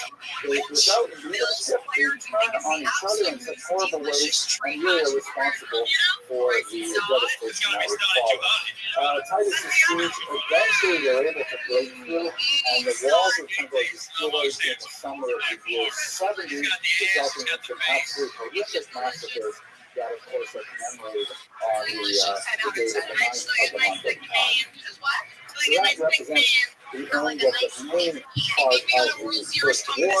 The last holdout, of course, is at Masada, which the Jews actually took in the 60s.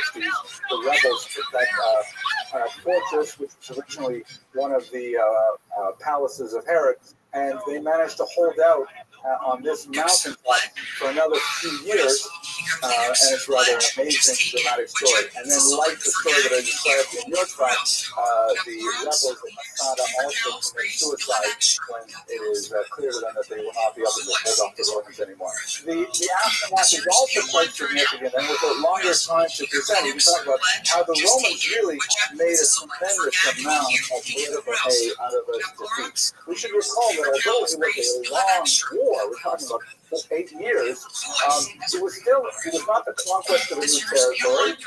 It was merely putting down a local rebellion of a very insignificant people, and yet the Romans made a tremendous amount of political propaganda out of this victory for their own internal purposes. They built, among other things, this amazing arch dedicated to Titus, the general that brought the war to a close.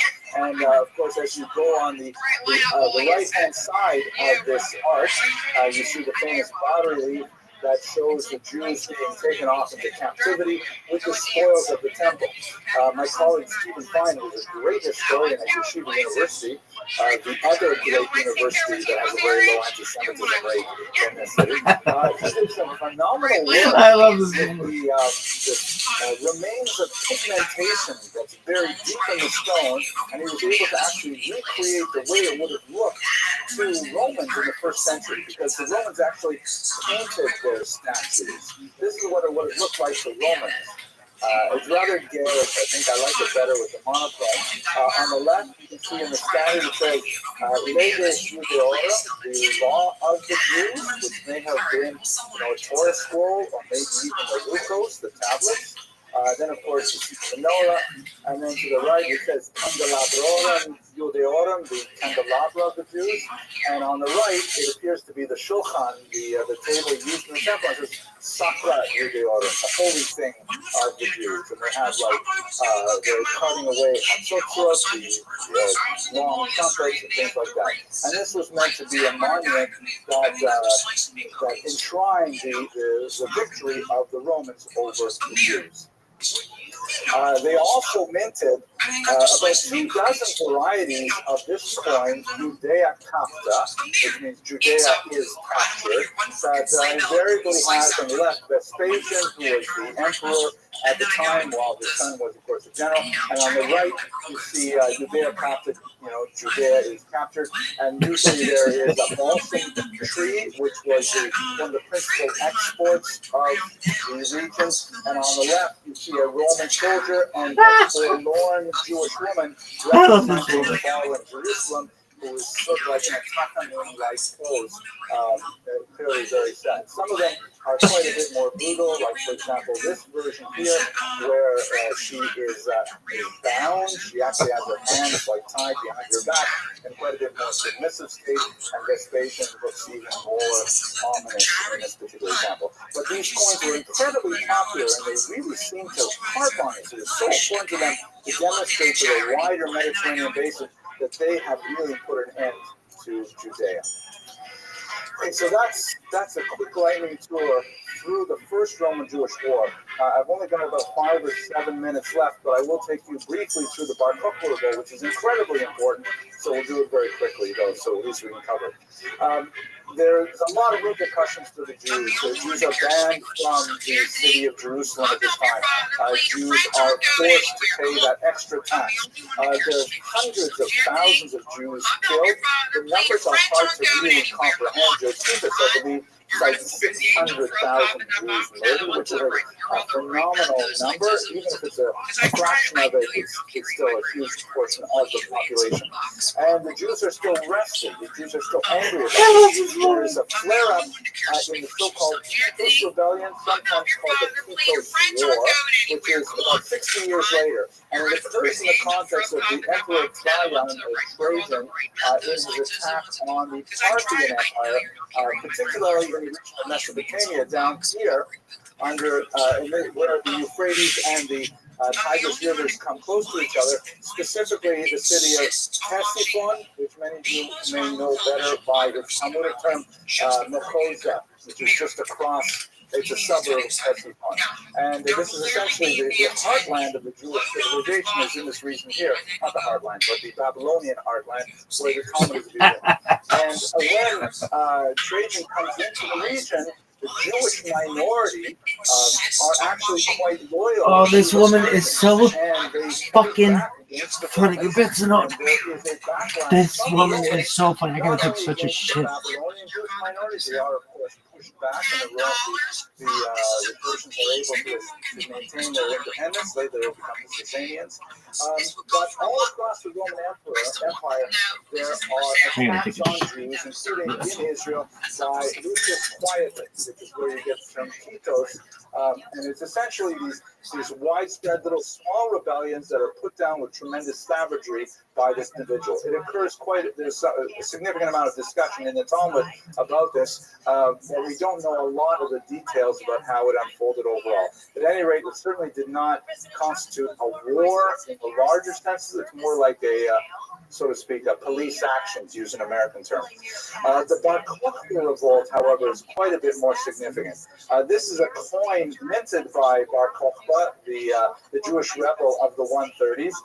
It's actually, you might wonder, that's pretty amazing that this rebel, they're essentially living in caves in Judea. How did they get the wherewithal to actually set up a mint? Well, the truth is they took Roman tetradrachms, like the coins made out of silver, they heated them up, and then they just stamped Jewish things on top of them. So you can see on the left, there's an evocation of the temple, reconstructed, as it were, because they argue that Jerusalem would rise again. And on the right, you see a lulav, and this is kind of like their way of taking over the Roman coin system as best they could and forcing it to be Jewish. Basically, Bar Kokhba, we didn't know a lot about him. We didn't even know exactly how to spell his name. He sometimes appears, for example, as Kosiba, which means the son of a lie, an untruth, or Bar Kokhba, the son of a star. And it was only when some of the caves were discovered in the Judean desert that we know a lot more about exactly who he was. And in fact, the archaeologists recovered actual letters written by Bar Kokhba to his commanding officers, so we learn a lot more about what his personality was like. His revolt occurs in the context of some decrees passed by the Emperor Hadrian. And again, the record is a little fuzzy here. We're not exactly sure whether Bar Kokhba was reacting to Hadrian's decrees, or whether Hadrian's decrees were a reaction to Bar Kokhba's rebellion. Most historians argue that, in fact, the rebellion came about as a result of a misunderstanding over Hadrian's ban on castration. He had placed an empire-wide ban that no society should be allowed to castrate young boys. But the Jews understood this to mean, as many other people did actually, that circumcision was now banned. And they rose up, this was like the straw that broke the camel's back, and began to fight back against Hadrian. Other possible interpretations of the chronology point to Hadrian's disastrous bans on the observance of Shabbat, the study of Torah, any other public exercise of Jewish identity, and it could very, very well be that these were in place to cause the revolt, but they certainly make sense after the revolt as well. And this tremendous battle ensued. It took about 3 years, from about 132 to 135, where leading a band of rebels who were literally living in caves in the Judean desert would attack guerrilla style the Roman legions, and they were incredibly effective. Dio Cassius speaks about 95 villages razed by the Romans in an attempt to extirpate the Bar Kokhba movement, and they were unable to do so for several years. Here's an example of one of the caves that they lived in. The archaeologists found one cave they called the Cave of Horrors, because it was filled with the skeletons of rebels. This is the entrance to the Cave of Letters. You can see how remote and inaccessible it is. There's a climber at the bottom you see coming up into it. But among the things found in the Cave of Letters, as I mentioned earlier, not only things about the development of the war, but also the phenomenal Babatha archive. I got to just take a minute to tell you about this, because it blows me away. Apparently, judging from the Cave of Horrors, for example, there were men, women, and children living with the Bar Kokhba rebels. These were not just soldiers. These were entire communities of Jews who were living together, taking refuge from the Romans, and engaging in these rapid strike attacks. And there was this woman whose name was Babatha, who had kept with her a cache of her most precious documents. Now you can imagine that if, God forbid, you have to run out of your home and go live in a cave somewhere with rebels, which documents would you take with you? You know, probably your passport, maybe your deed to your house, maybe your marriage certificate. And that's exactly what Babatha took with her. She grabbed all the most important documents she had, including her deeds to several date farms. She had orchards of date farms that she had inherited from her father. She kept her marriage, her ketubah, her marriage contracts. And she was also in a protracted child custody battle with her ex-husband, and she kept all the lawyer's documents related to her child custody battle. And so reading these documents give you such a picture of what it was like to be a woman. Just on the surface, on what I've told you so far, you see that she could own property, that she did engage in legal disputes. She was a legal agent. We're not sure if she was literate, because many of these documents are written in other languages, but many say that, they're like legal letters, right? I can barely read what my lawyer writes anyways, right? Because it's all in boilerplate legal text. But these are phenomenal things, and scholars are still poring over the Babatha archive to learn more about what it was like to be a woman at that time.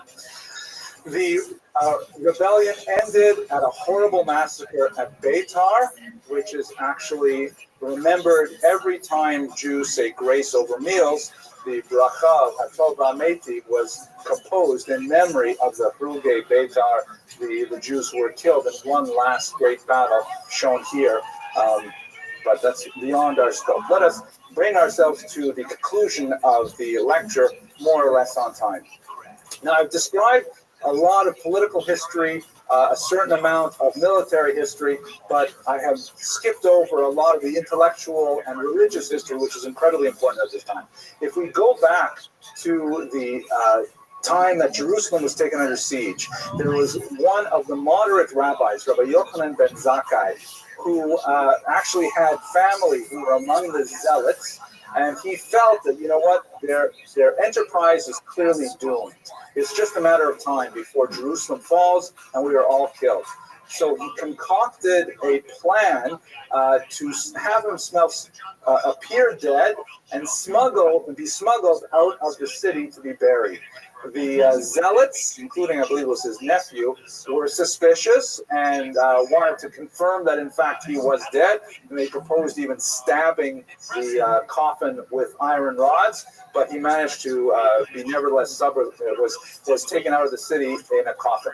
When he got out of the city, he went up to Vespasian and he said, listen, this is going to happen, I understand it, but there's a whole story there in the Talmud, I won't go into details. But essentially, Vespasian gives him three wishes. He says, okay, listen, I appreciate what you're doing.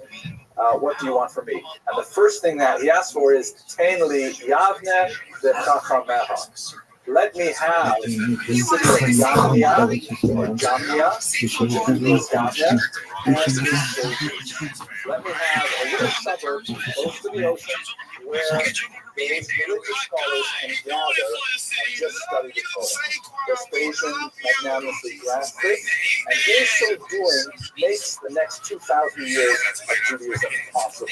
Because there in Yavne is the beginning of the flourishing of the reconstituted religious body, which will ultimately be the Sanhedrin. And in that place, they begin to put together what would be codified as the Mishnah. The Mishnah is an extremely important document that is the basis of the Talmud. It has 6 orders to it, and it basically discusses the main elements of Jewish law. It's a very complicated document that I would love to have more time to talk about, but I see we're running out of time. Here, these are the 6 orders, though. The first is seed. So it deals essentially with agricultural law, which includes things like the sabbatical year, mixing, grafting, and things like that. Holidays, the second, we do the Sabbath and Yom Kippur and things like that. The third is women. As you can see from the very fact that there's an order named women, it indicates it's primarily written for men. And the section on women is how to relate to women. That's why it is the biggest section. Not just that, but it's like the marriage and divorce and things like that. And then as the yeshiva goes, I'll probably cut this out of the internet. After studying women, you have to study damages, right? So damages are like, someone's ox gored someone else's cow, and then the ox died of blood poisoning, and all these things. Who pays for what? And then the last two sections deal with temple rituals and with personal laws of purity, like the mikvah and things like that. And this Mishnah was a document that suddenly made Judaism portable, because when it would be codified into a text, it actually took an oral body of teaching, which is a great risk of being lost forever. But when it was finally written down, right about a few decades after the Bar Kokhba revolt, it suddenly made it possible for Judaism to survive despite the intense persecution that would follow. So, in conclusion, we should meditate just a little bit on Jewish survival. What we've seen in these last three lectures are a steady decline since the Maccabean era of Jewish political authority. Even when Jews had political authority, they frequently messed it up by infighting. They were slavishly imitative of foreign values, so much so that it betrayed the essential elements of what would keep them Jewish in identity. However, there's always a saving remnant. There's always a group of people who want to focus on the core values. In the case of what we're seeing today, is essentially those rabbis in Yavne, later who had moved to Tiberias and other cities, who wanted to really focus on what was essential about Judaism, and they laid the foundation for the future growth of the people and their religion. Next week, I want to remind you, we will not have a class. There's some shul event scheduled, I believe. So we will pick up the series, God willing, with Sustaining Persia and the Talmud on Wednesday, February 26th. Thank you very much for your attention. That's nice. Here, let me tell you something.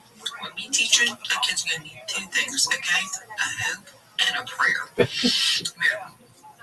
Thanks. That's nice. Here, let me tell you something. When we teaching, the kids Coming up on Jerusalem Dateline, Prime Minister Benjamin Netanyahu pushes back against the international outcry over one of his ministers' walk around the Temple Mount. Plus, saber rattling from China as it beefs up its military. And a rabbi reports on religious persecution around the world. And an archaeologist discovers a sacrificial altar dating from 4,000 years ago, the time of Genesis. All this and more, this edition of Jerusalem Dateline. Hello and welcome to this edition of Jerusalem Dateline. I'm Chris Mitchell. Last week, the United Nations Security Council met in an emergency session following the visit of a permanent minister in Benjamin Netanyahu's new government to the Temple Mount. Critics of the UN say the emergency meeting was another attempt to put the blame on Israel for the Israeli-Palestinian conflict. Incoming National Security Minister Itamar Ben-Gvir sparked the meeting when he spent 13 minutes on the Temple Mount, the first visit by an Israeli minister in almost 5 years. During the emergency session in New York, the UN and a parade of nations, including the U.S., criticized Israel for the visit. Secretary Clinton has said very clearly that it's absolutely critical for both sides to exercise restraint, refrain from provocative actions and rhetoric at the Haram al-Sharif Temple Mount and other holy sites in Jerusalem, both in word and in practice. In the spirit, we oppose any and all unilateral actions that depart from the historic status quo, which are unacceptable. Israel's ambassador to the UN, Gilad Erdan, slammed the meeting and said he was shocked. And why? Because there is absolutely no reason that this emergency session today should be held. None. To hold Security Council session on a non-event is truly absurd. To claim that this brief and completely legitimate visit should spark an emergency Security Council session is pathetic. Security Council session on what? Former Israeli ambassador to the UN, Danny Cannon, served 5 years at the UN and told CBN News Palestinian Authority was behind the emergency meeting.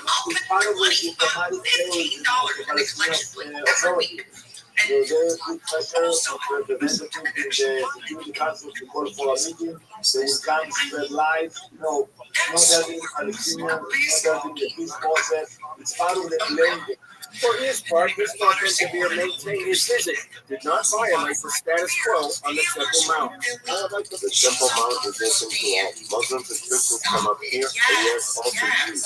In the government I'm a member of, there will be no discrimination, and Jews will come up and visit the Temple Mount. After Ben Gvir's visit to the Temple Mount, Prime Minister Benjamin Netanyahu issued a statement saying that the status quo would not change. That's where Israeli police prevent anyone other than Muslims from praying in the Temple Mount for fear of disturbances. Well, the Al-Aqsa Mosque at Jerusalem's Temple Mount is one of Islam's holiest sites, and as shown from the international outcry over Ben Gvir's visit, even the perception of the Israeli threatening the mosque to escalate tensions in the Muslim community. We explored this perceived threat in a story we did a few years ago. Critics say it's a dishonest tactic aimed at undermining not only Israel, but Judeo-Christian values as well. It's one of the most holy and contested pieces of real estate on earth, the Temple Mount. For decades, Islamic leaders have incited Muslims to violence by telling them that the Al-Aqsa Mosque is in danger. First, they claim that the Israelis were undermining its foundation to make it collapse. Now they also say it's a threat even for Jews who pray on the sacred plateau.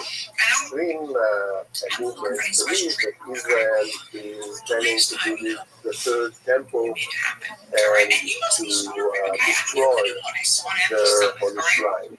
Known in Arabic as the Haram al-Sharif, or Noble Sanctuary, it's the place where 2 consecutive Jewish temples once stood.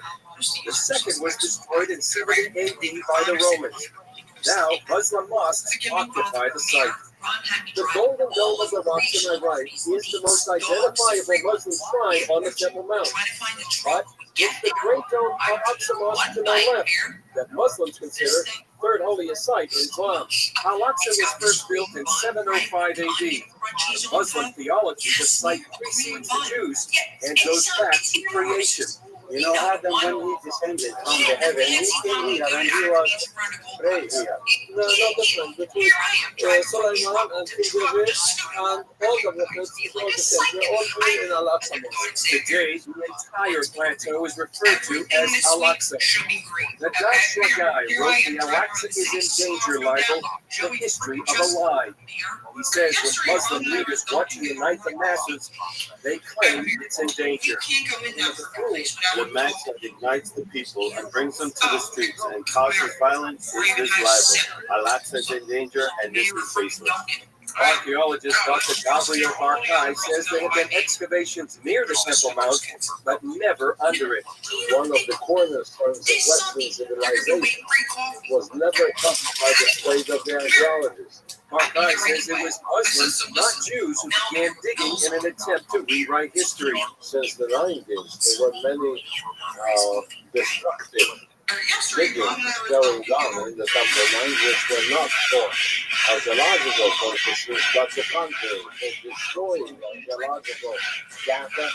According to Shaddai, Ben Grin Mufti of Jerusalem, Hajj Amin al-Husseini started the libel against Israel in the 1930s. He accused the Jews of wanting to collapse the mosques and the Temple Mount. That was a Muslim libel and murder of the Jews, just the first of many incidents. Islamic expert Dr. Yitzhak Reiter says the tactic hasn't lost its potency. They really believe in what they think.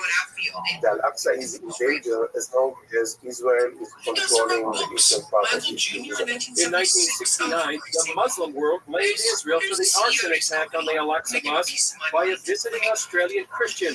That lie continues today. More trouble in 1996.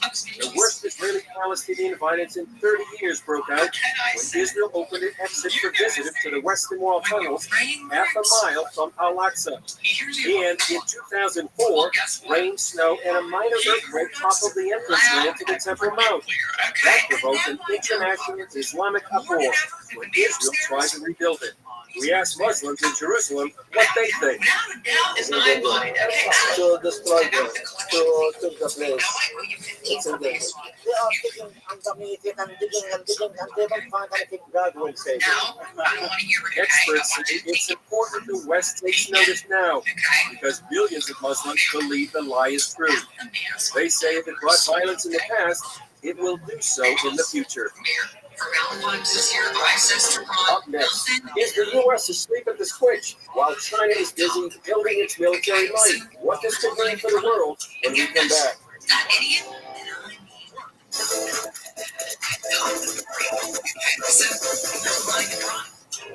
Now, for a limited time, you can get 5 of CBN's critically acclaimed documentaries. Experience the rebuild of the modern state of Israel. The historic war between the Jewish people and the land of Israel. Relive the battle for Jerusalem in the 6-day war. Jerusalem is yours, forever. Discover how Israeli volunteers are changing the world. When people need us, volunteer and come and help. Explore the world of Israeli technological innovation. The whole dreams. God gives us, and that's really the roots, I think, of much of our innovation. And understand the biggest land dispute in history. Many Palestinian Arabs claim that the Jews stole Arab land, but is that the real story? This exclusive Israel DVD collection can be yours for a gift of $29.99 or more. Call now or go online to get your Israel DVD bundle, which includes streaming access. Download the CBN News app, 24/7 news from a Christian perspective at home or on the road. One place for all of your news. Breaking news alerts. Set daily prayer goals and pray for news stories. Read the most important news and watch CBN News Channel Live. CBN News, because truth matters. Go to CBNNewsapp.com to get the app today. Now is the time for Christians to oppose the anti-Israel boycott, divestment, and sanctions movement. In CBN's free guide, Stop the Boycott of Israel, you'll learn about this malicious economic warfare against the Jewish nation. And you'll find out how you can stand beside Israel, the birthplace of our Bible, faith, and Jewish Savior.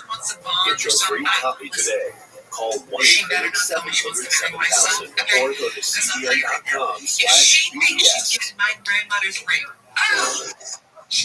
A recent Pentagon report shedding light on a military buildup in the country considered to be the greatest national security threat to the United States. China has long worked to outpace the U.S. economically, and now its sights are set on the military front. Experts warn if America doesn't act now, the communist regime could become the top power in the world. National Security Correspondent Caitlin Burke has that story. The Chinese Communist Party is conducting the largest military modernization effort in the country's history, a move the Pentagon believes is not only in preparation for taking Taiwan, but also for overtaking the United States as the world's leading superpower. I see the United States as the world's leading democratic power, and China is the world's leading authoritarian powers. If we don't realize that we're in a competition, we're going to lose that competition, and our core national security, economic interests will be at stake. The newly released DoD report on China's military strength includes some significant findings. In 2021, Beijing tested 135 ballistic missiles, more than the rest of the world combined. Their nuclear stockpile sits at around 400 warheads, but is expected to grow to about 1,500 by 2035. The PRC is stealing technology from the United States and sending it directly to its military. They have strategic partnerships with Iran and Russia, and they're looking to build new military bases around the world. Beijing is sprinting to build the capability to carry out their words. They're matching actions with words. That's, to me, the bottom line. Bradley Bowman, the senior director at the Center on Military and Political Power at Freedom for Defense of Democracies, says China is clearly preparing to take Taiwan, even if it means a direct military conflict with the U.S. He believes how we respond could determine whether or not China displaces America in the power competition. If you don't like what you've seen in Xinjiang, which what I would call crimes against humanity and some have called genocide, if you don't like what you've seen in Hong Kong with the extinguishment of freedom there, if you don't like what you see with the bullying in the South China Sea, and if you don't like the saber rattle in the Taiwan Strait, if America stands down and becomes insular and stares at our belly button and thinks we can get away with ignoring the world, we're going to see a heck of a lot more of that globally. Some believe Beijing's military buildup is simply to match the economic power they've become. But Bowman argues without transparent strategic dialogue with the U.S., the Pentagon is right to sound the alarm. And when we don't have that transparency, we don't know exactly what's going on, it forces the Pentagon to assume the worst. And when both sides are assuming the worst about the other, it leads to dangerous miscalculations. Bowman says the U.S. has what it takes to deter Chinese aggression, but there needs to be more of a sense of urgency coming from Washington. He says that would involve immediate funding to ramp up our own military modernization efforts and to start acquiring the weapons needed to defend democracy worldwide. Caitlin Burke, CBN News, Washington. Coming up, human rights activists raise alarms about religious persecution around the world. The Simon Wiesenthal Center presents alarming new findings.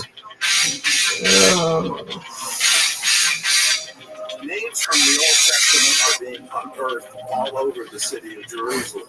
This was amazing. Covers those as you can get to personalities that are known for the Bible. Astonishing discoveries made today. George opened open the Bible archaeology. This is much more than a thrill. This is actual history that took place here on the site where we confirm the kings and prophets of the Bible left real evidence of their lives. Right time, the right place, with the right people. And one of the most significant finds in recent history. Exactly as the Bible tells us happened in the days of King Hezekiah. Living stone, kings and prophets. We have the Bible and the Revelation giving our story collection. The Old Testament is a reliable history book. Get your copy today for a gift of any dollar amount. Call now or go to cbn.com/livingstone. Here, we're committed to a heritage rigorous scholarship, dating back over 1,000 years, and to a faith tradition dating back 1,000 years. This is how we create a culture of inquiry where no topic is off limits, and a culture of hope. This Christian leadership is changing the world for the better. It's higher learning. It's greater and lower. So it makes us whole. It's what makes us region. Experience God on a new level, empowering the believer. Is what this podcast is really all about. Discover insights into scriptures. Be encouraged by inspired teaching. Everyone listening. Everyone. You can do so. The lesson with Gordon and Ashley. What did Jesus get? Everything that the Father has. Learn more about what God has for you. The lesson on TVandFamily.com and YouTube. You may not be surprised to hear that religious persecution is on the rise around the world. Rabbi Abraham Cooper from the Simon Wiesenthal Center has battled anti-Semitism for decades. Village correspondent Judy Stahl spoke with Rabbi Cooper about his expanded role working with a U.S. agency, taking on persecution of other religious minorities. Rabbi Cooper, thank you for joining us. We know you from the Simon Wiesenthal Center, and now you also, in addition to that, have taken on another task. Can you tell us what that is?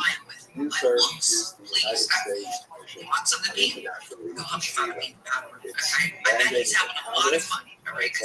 States Mission Your mission actually is to of American policies and push and more champions among the 27 countries that we look at in the area of religious faith. We're now up to 2,000 prisoners and conscience around the world, people who are paying that price for their faith.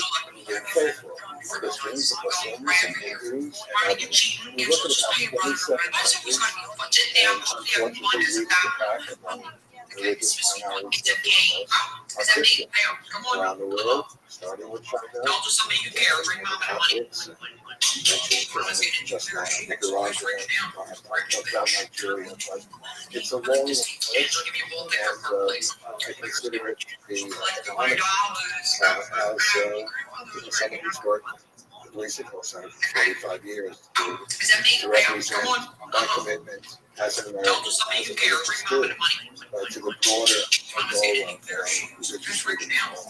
Can you say what the worst thing is that you've seen? And also, if you've seen anything that has corrected itself, and been challenged and corrected. So, just talk about some of the positive things. It's not necessarily because of research. When you see that Saudi Arabia is made a U-turn in terms of not allowing Islam to be weaponized, to focus on the Americans and hatred against Jews, there's been significant progress in the books, school books, the negative side. The Vietnamese regime understands the views of the game, and what they've done is basically created the false sense that there's religious freedom, because they essentially co-opt their religion, and they dictate what has to take place. They're almost losing to China, where if you want to be a Christian leader, basically, you better sign up to it. If you don't, they'll not get their trying to put you away. And when you think about it, religious is your right to pray to God, to believe. That's religious test. On the Jersey side? Yeah, she's a nut. And probably for the health of any society, when we're looking at food happening in the world. We got lunch. We put flowers on my Aunt Meg's grave. She tells me our husband's a piece of shit. And then she gives me yesterday she gets to the house and she's all about, oh, I gotta have a steak sandwich. I says, what? She goes, I gotta have a steak sandwich. I said, I can hear you, Aunt's mom. She wants a cheese steak. I know. That was and is the central tenet of America, is freedom of religion.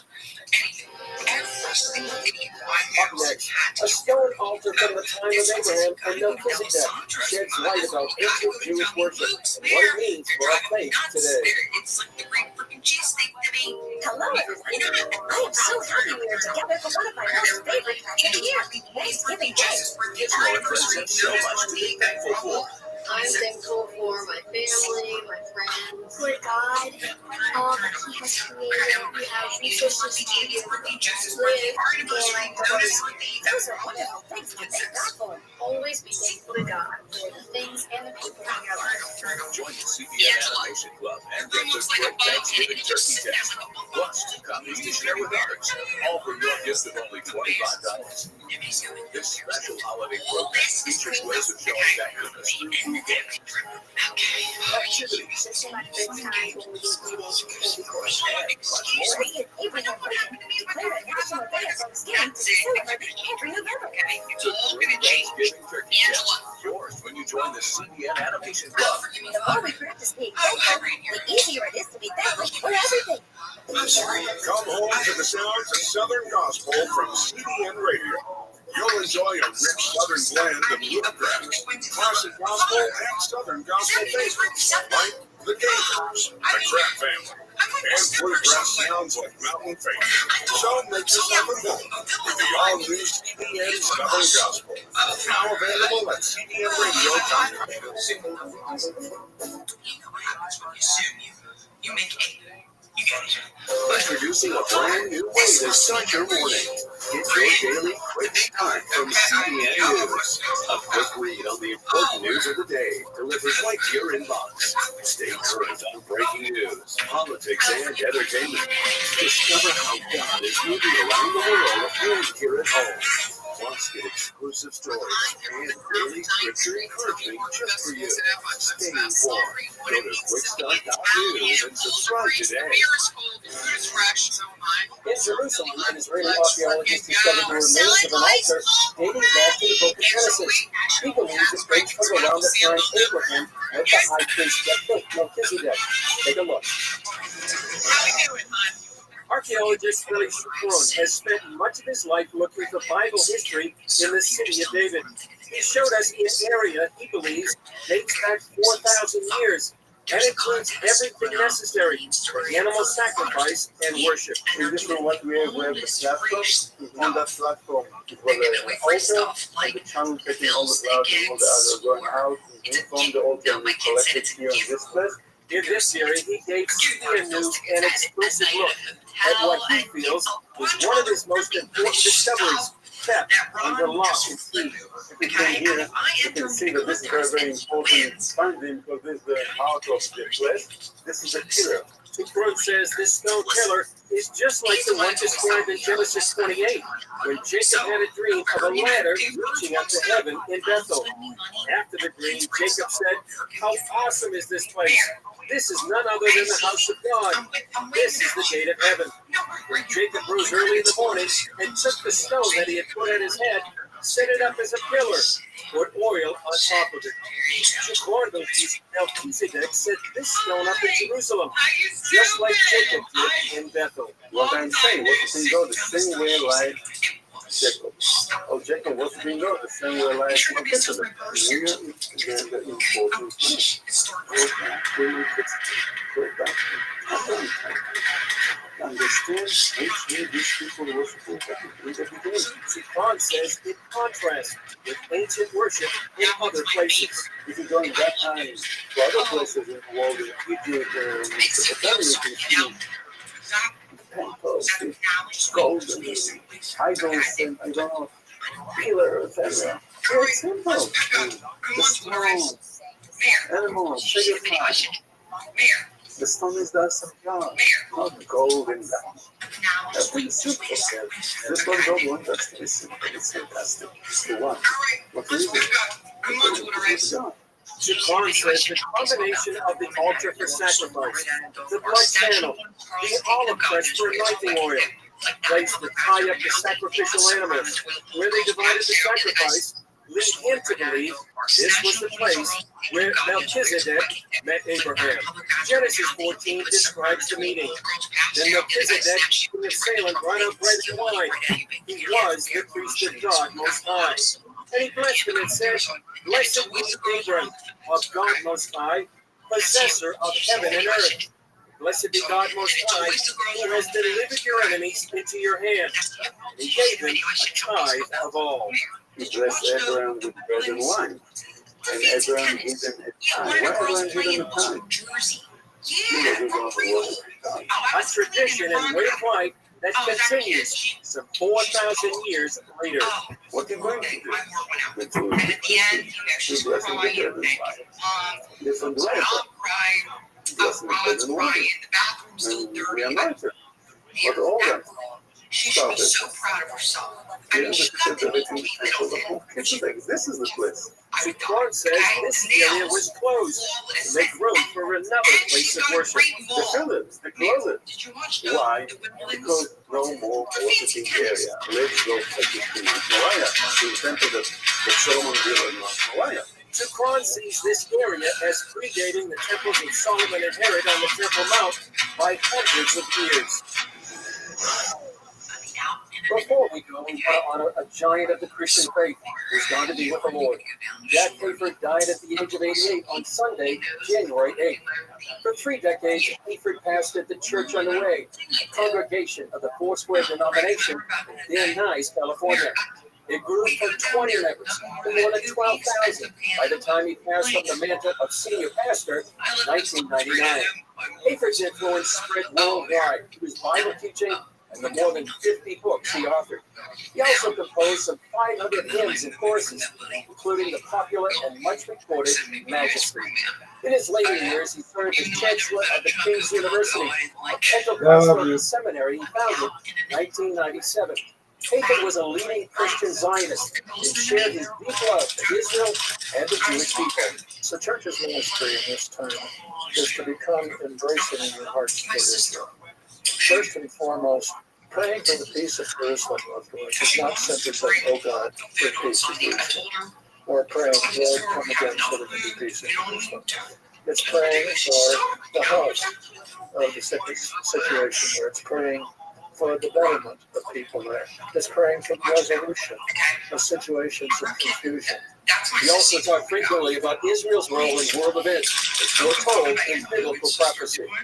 But in our present era, the gathering of the nations against Israel, the Bible says all nations will come against them. That scenario is so frightfully credible right now.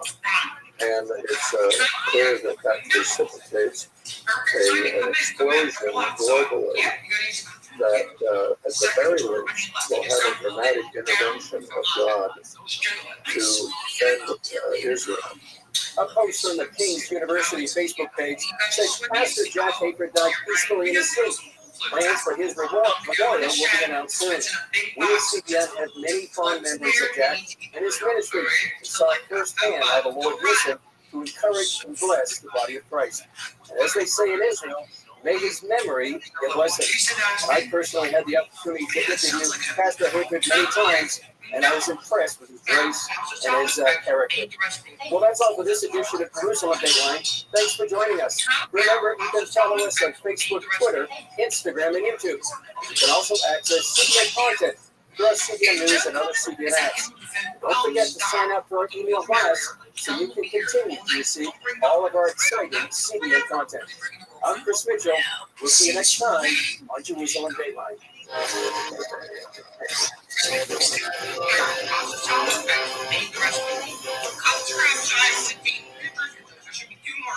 Who took the marker? Andrew, you drink it.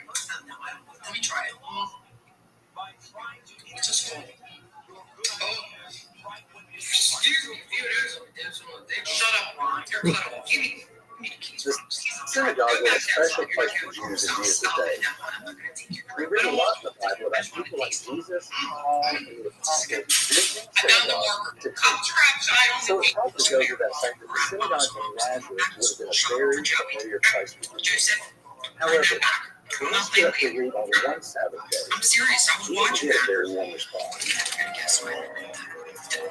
Don't you have something to read or something? Come on. Closet. Oh, here she went. We got a 3,000 square foot house and so much work. Man, where could she possibly afford that? Come on. A synagogue is a building where Jews meet to learn about God. Jesus was raised a Jew, and the Bible tells us in Luke chapter 4 that Jesus taught in synagogues all over Galilee. These are families' needs. If you didn't watch, they take the shirt right off your back. So here, easiest way to spot a loophole. These are the ancient ruins of a synagogue in the town of Magdala, close to the Sea of Galilee. Notice the columns and the steps seating around the outside? If you were sitting in a synagogue, you would sit on these seats around the outside, not in long benches or pews like you sit in when you worship on Sunday. See the beautiful tile work on the floor? Synagogues were very beautiful places. Easiest way to spot a loophole.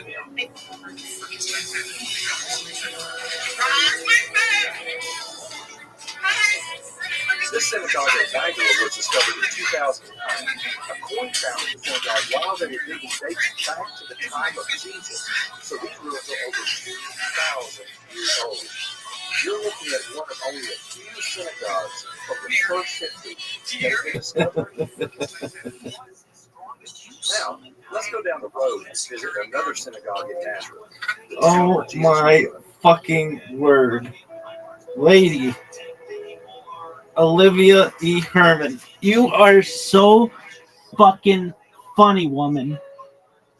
You should be on Saturday Night Live or something. You are so fucking funny. Now you can see the walls and columns. Remember that step seating? Oh man, you're hot. Funny chicks are so fucking hot. Oh, is she so fucking funny? That is so fucking funny. I'm like crying and laughing so hard. Oh, what is this bullshit? After he finished reading, he rolled it up and gave it to someone to put away. Dog, what is this bullshit? They're talking about that bullshit. Coming up on Jerusalem Dateline, Prime Minister Benjamin Netanyahu pushes The back. only Dateline I want is the one where they fucking blame the fucking husband. Anyway, dog. Thank you very much for coming. What is this? Wonderful.